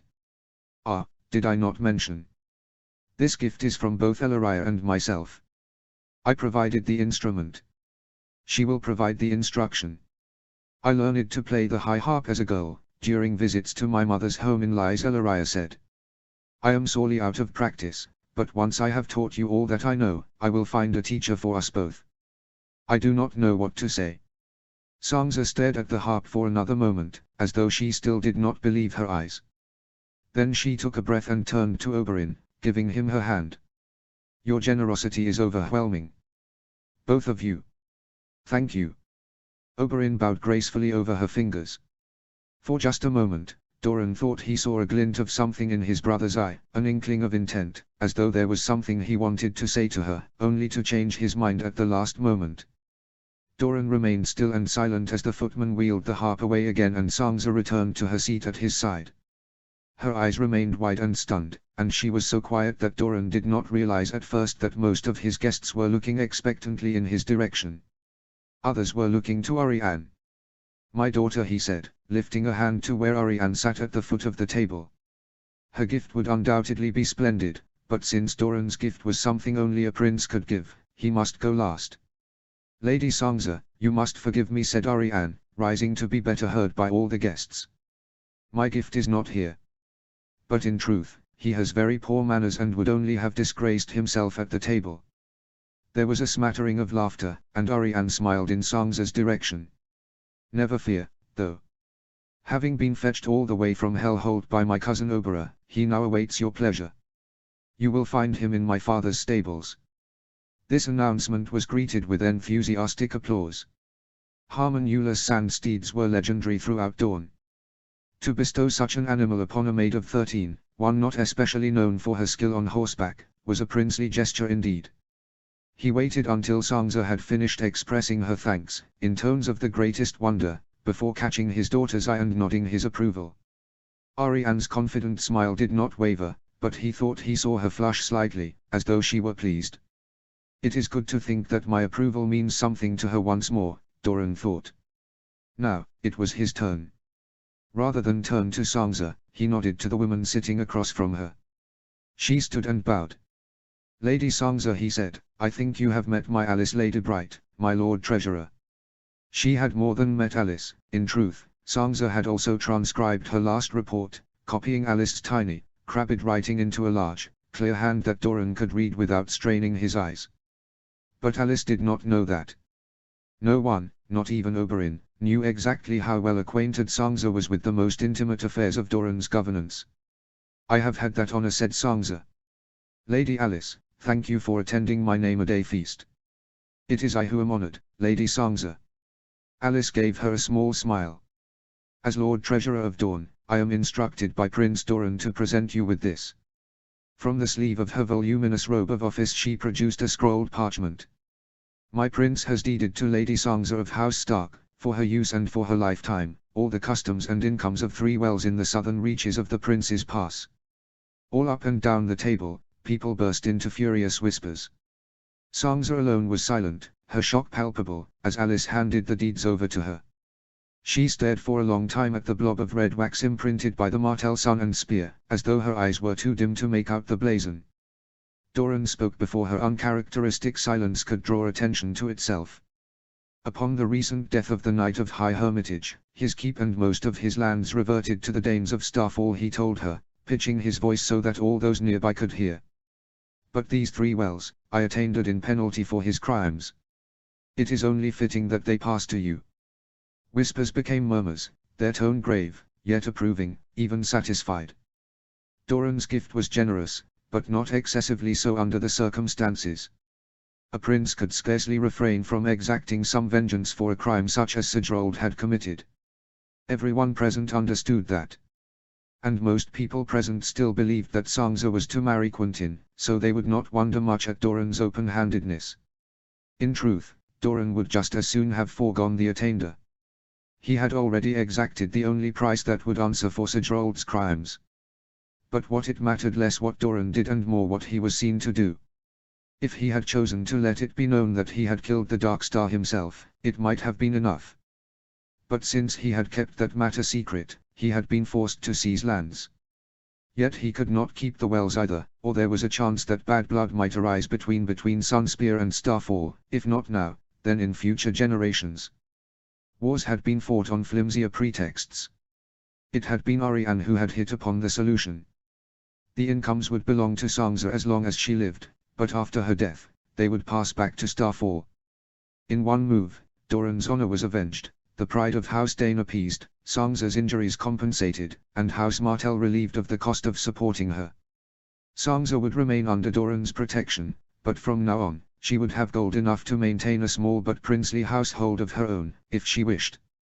To give such a gift carried its own degree of risk. It made Sangza an even more tempting prize for some adventuring bridegroom, since she now possessed a sizable dowry in her own right, regardless of whether Robb Stark won or lost his war.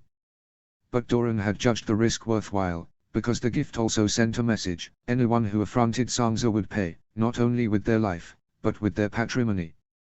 Any High Lords who might otherwise have turned a willfully blind eye to the schemes of their bolder, more unruly sons would think better of such blindness now. "I have something else for you as well," said Doran, as the table quieted again. "Though it was none of my doing and it should earn me no thanks." Sangza blinked at him, her confusion obvious. "I ought to have given this to you when it arrived 2 days ago, but I kept it for today instead," he explained. "It seemed to me that you should smile on your name a day. I knew that, even if all else failed, this would accomplish the desired result." From a small pocket in the breast of his robe, he retrieved the tightly furled letter stamped with a slightly cracked direwolf seal which had arrived by Raven the night before last. "Forgive me," he said, "for delaying your joy." Sangza took the letter from him with trembling hands. Her eyes were luminous with unshed tears. "There is nothing to forgive, my prince," she whispered. "You are too good. This is the best gift I could have hoped for. Go." Doran's smile softened. "Find some quiet place and read your letter. Your guests can spare you for a time." Sangza hesitated for a moment, clearly feeling that it was less than proper for the guest of honor to steal away from her own feast while the guests were still celebrating. Then she rose from her seat, bending down to kiss his cheek. Doran found himself holding his breath as her hair swung forward, brushing against his face. "Thank you," she said. "I will return soon." Doran twitched his fingers, shooing her away. As he watched her depart, he heard Lady Toland remark to Lord Corgyle that Sangza Stark had certainly grown into a beauty since she arrived in Dawn. "I met Caitlin Tully once when we were girls, and she was a beauty too," she said, pouring cream over her cake from a small silver pitcher. "But Lady Sangza has that northern look about her, skin so fair you can see the blue under her skin, like ice over deep waters. Exquisite, with that hair of hers."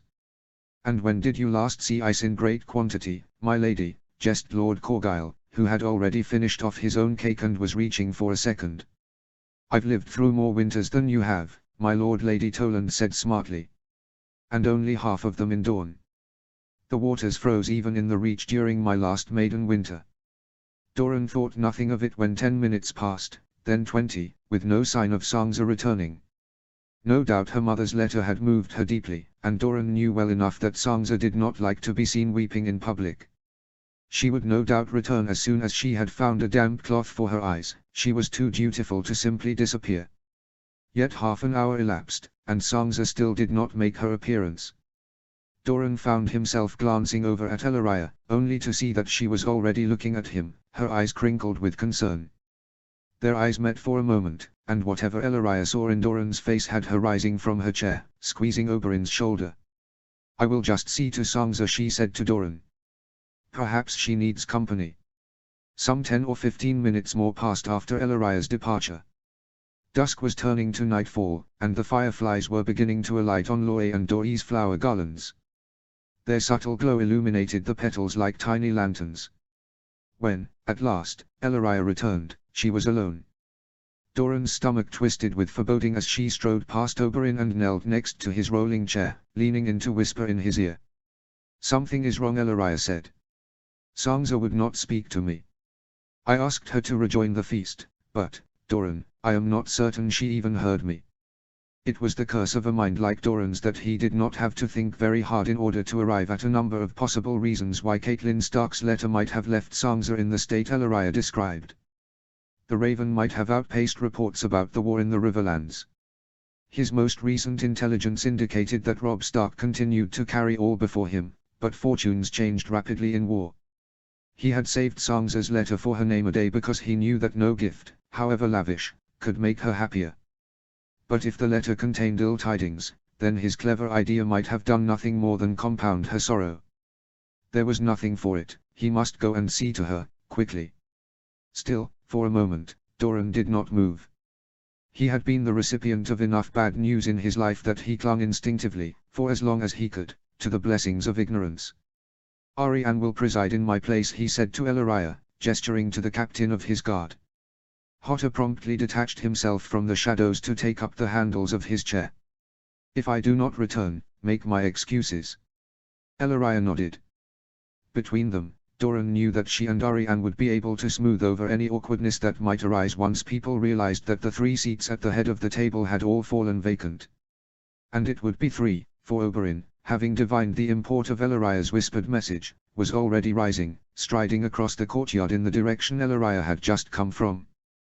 Doran gritted his teeth, but merely lifted his hand. The wheels of his chair began to turn, and soon he was inside the palace. Sansa proved easy to find. She had not, as Doran half feared, hidden herself away in some small crevice.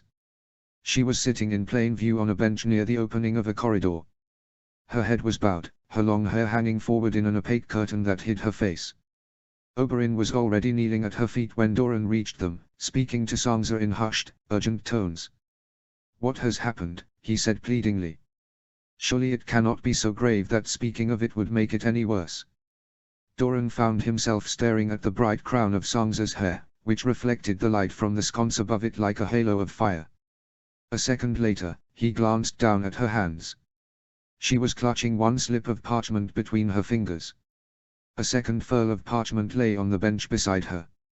Even without looking at either parchment closely, Doran could see that they were written in different hands. 2 letters. There had been 2 letters, rolled together, under one seal, and Doran had not realized. Only one of the letters was in a woman's hand. Doran had noticed the cracks in the direwolf seal, but he had thought nothing of it. Lady Catelyn was often in the camps with her son, it was said, and soldiers' camps were chaotic. The letter might have been trampled on, the seal broken and the wax melted over a candle flame to seal it again. Doran had assumed as much. But he had only to look at Sansa's hunched, lifeless form to know that he had assumed wrongly. "The second letter," he said, careful to keep his voice even. "Is it from your brother?" "No." The word was little more than a breath, so faint that Doran doubted whether he had really heard her at first. She said no more. He waited. Beside him, still kneeling, Oberyn waited. At last, Sansa extended a trembling hand. Her palm lay flat, the parchment resting there like an offering. This was not her mother's letter, this was the letter concealed inside the first, the one not written in a woman's hand, nor in a maestus. Oberyn reached for it immediately, and Doran did not stop him. He did not want to read it. He did not want to know what it said. Oberyn's narrowed eyes scanned the text once, then twice, then a third time. He was already shaking his head before he spoke. "No," he said shortly, the anger in his voice flattened by disbelief. "No, I do not believe it. This is some cruel, some barbaric jest." A chill was creeping through Doran's body. The tips of his fingers felt numb. His heart was slowing, time contracting, the way it sometimes did on the eve of battle. He had been cold and calm in the instant before he killed Gerald Dane, but there was no one to fight here. "Sansa." The determination in Oberyn's voice was mixed with something else. Helplessness, Doran thought. If there were any truth to this, we would know. We would surely have heard. "Do you think so?" There was no curiosity in Sangza's tones, no hope, only blank courtesy. Whatever it was Oberyn could not believe, Sangza had already accepted it as fact. Oberyn opened his mouth, only to close it again. He looked down at the parchment, his brow creasing. "Do you know the writing?" he said. "Yes." Sangza lifted her head at last, and Doran almost wished that she had not. Her eyes, so luminous during the feast, were now as dull as old glass. "It is Joffrey's hand," she said. "I know it well." The sound of that name on Sangza's lips shattered Doran's paralysis. He wheeled his chair closer. "Oberyn." His brother met his gaze wordlessly, then offered him the parchment. Doran could not bring himself to touch it. "Tell me what it says," he ordered. All at once, arrow swift, Sangza shot to her feet. Oberyn did the same, as though they were joined by a string. "Forgive me," she said, backing away from them, stumbling as she tripped over her hem. "Forgive me, I cannot." She turned abruptly, clutching her skirts in one hand, and fled down the corridor. Oberyn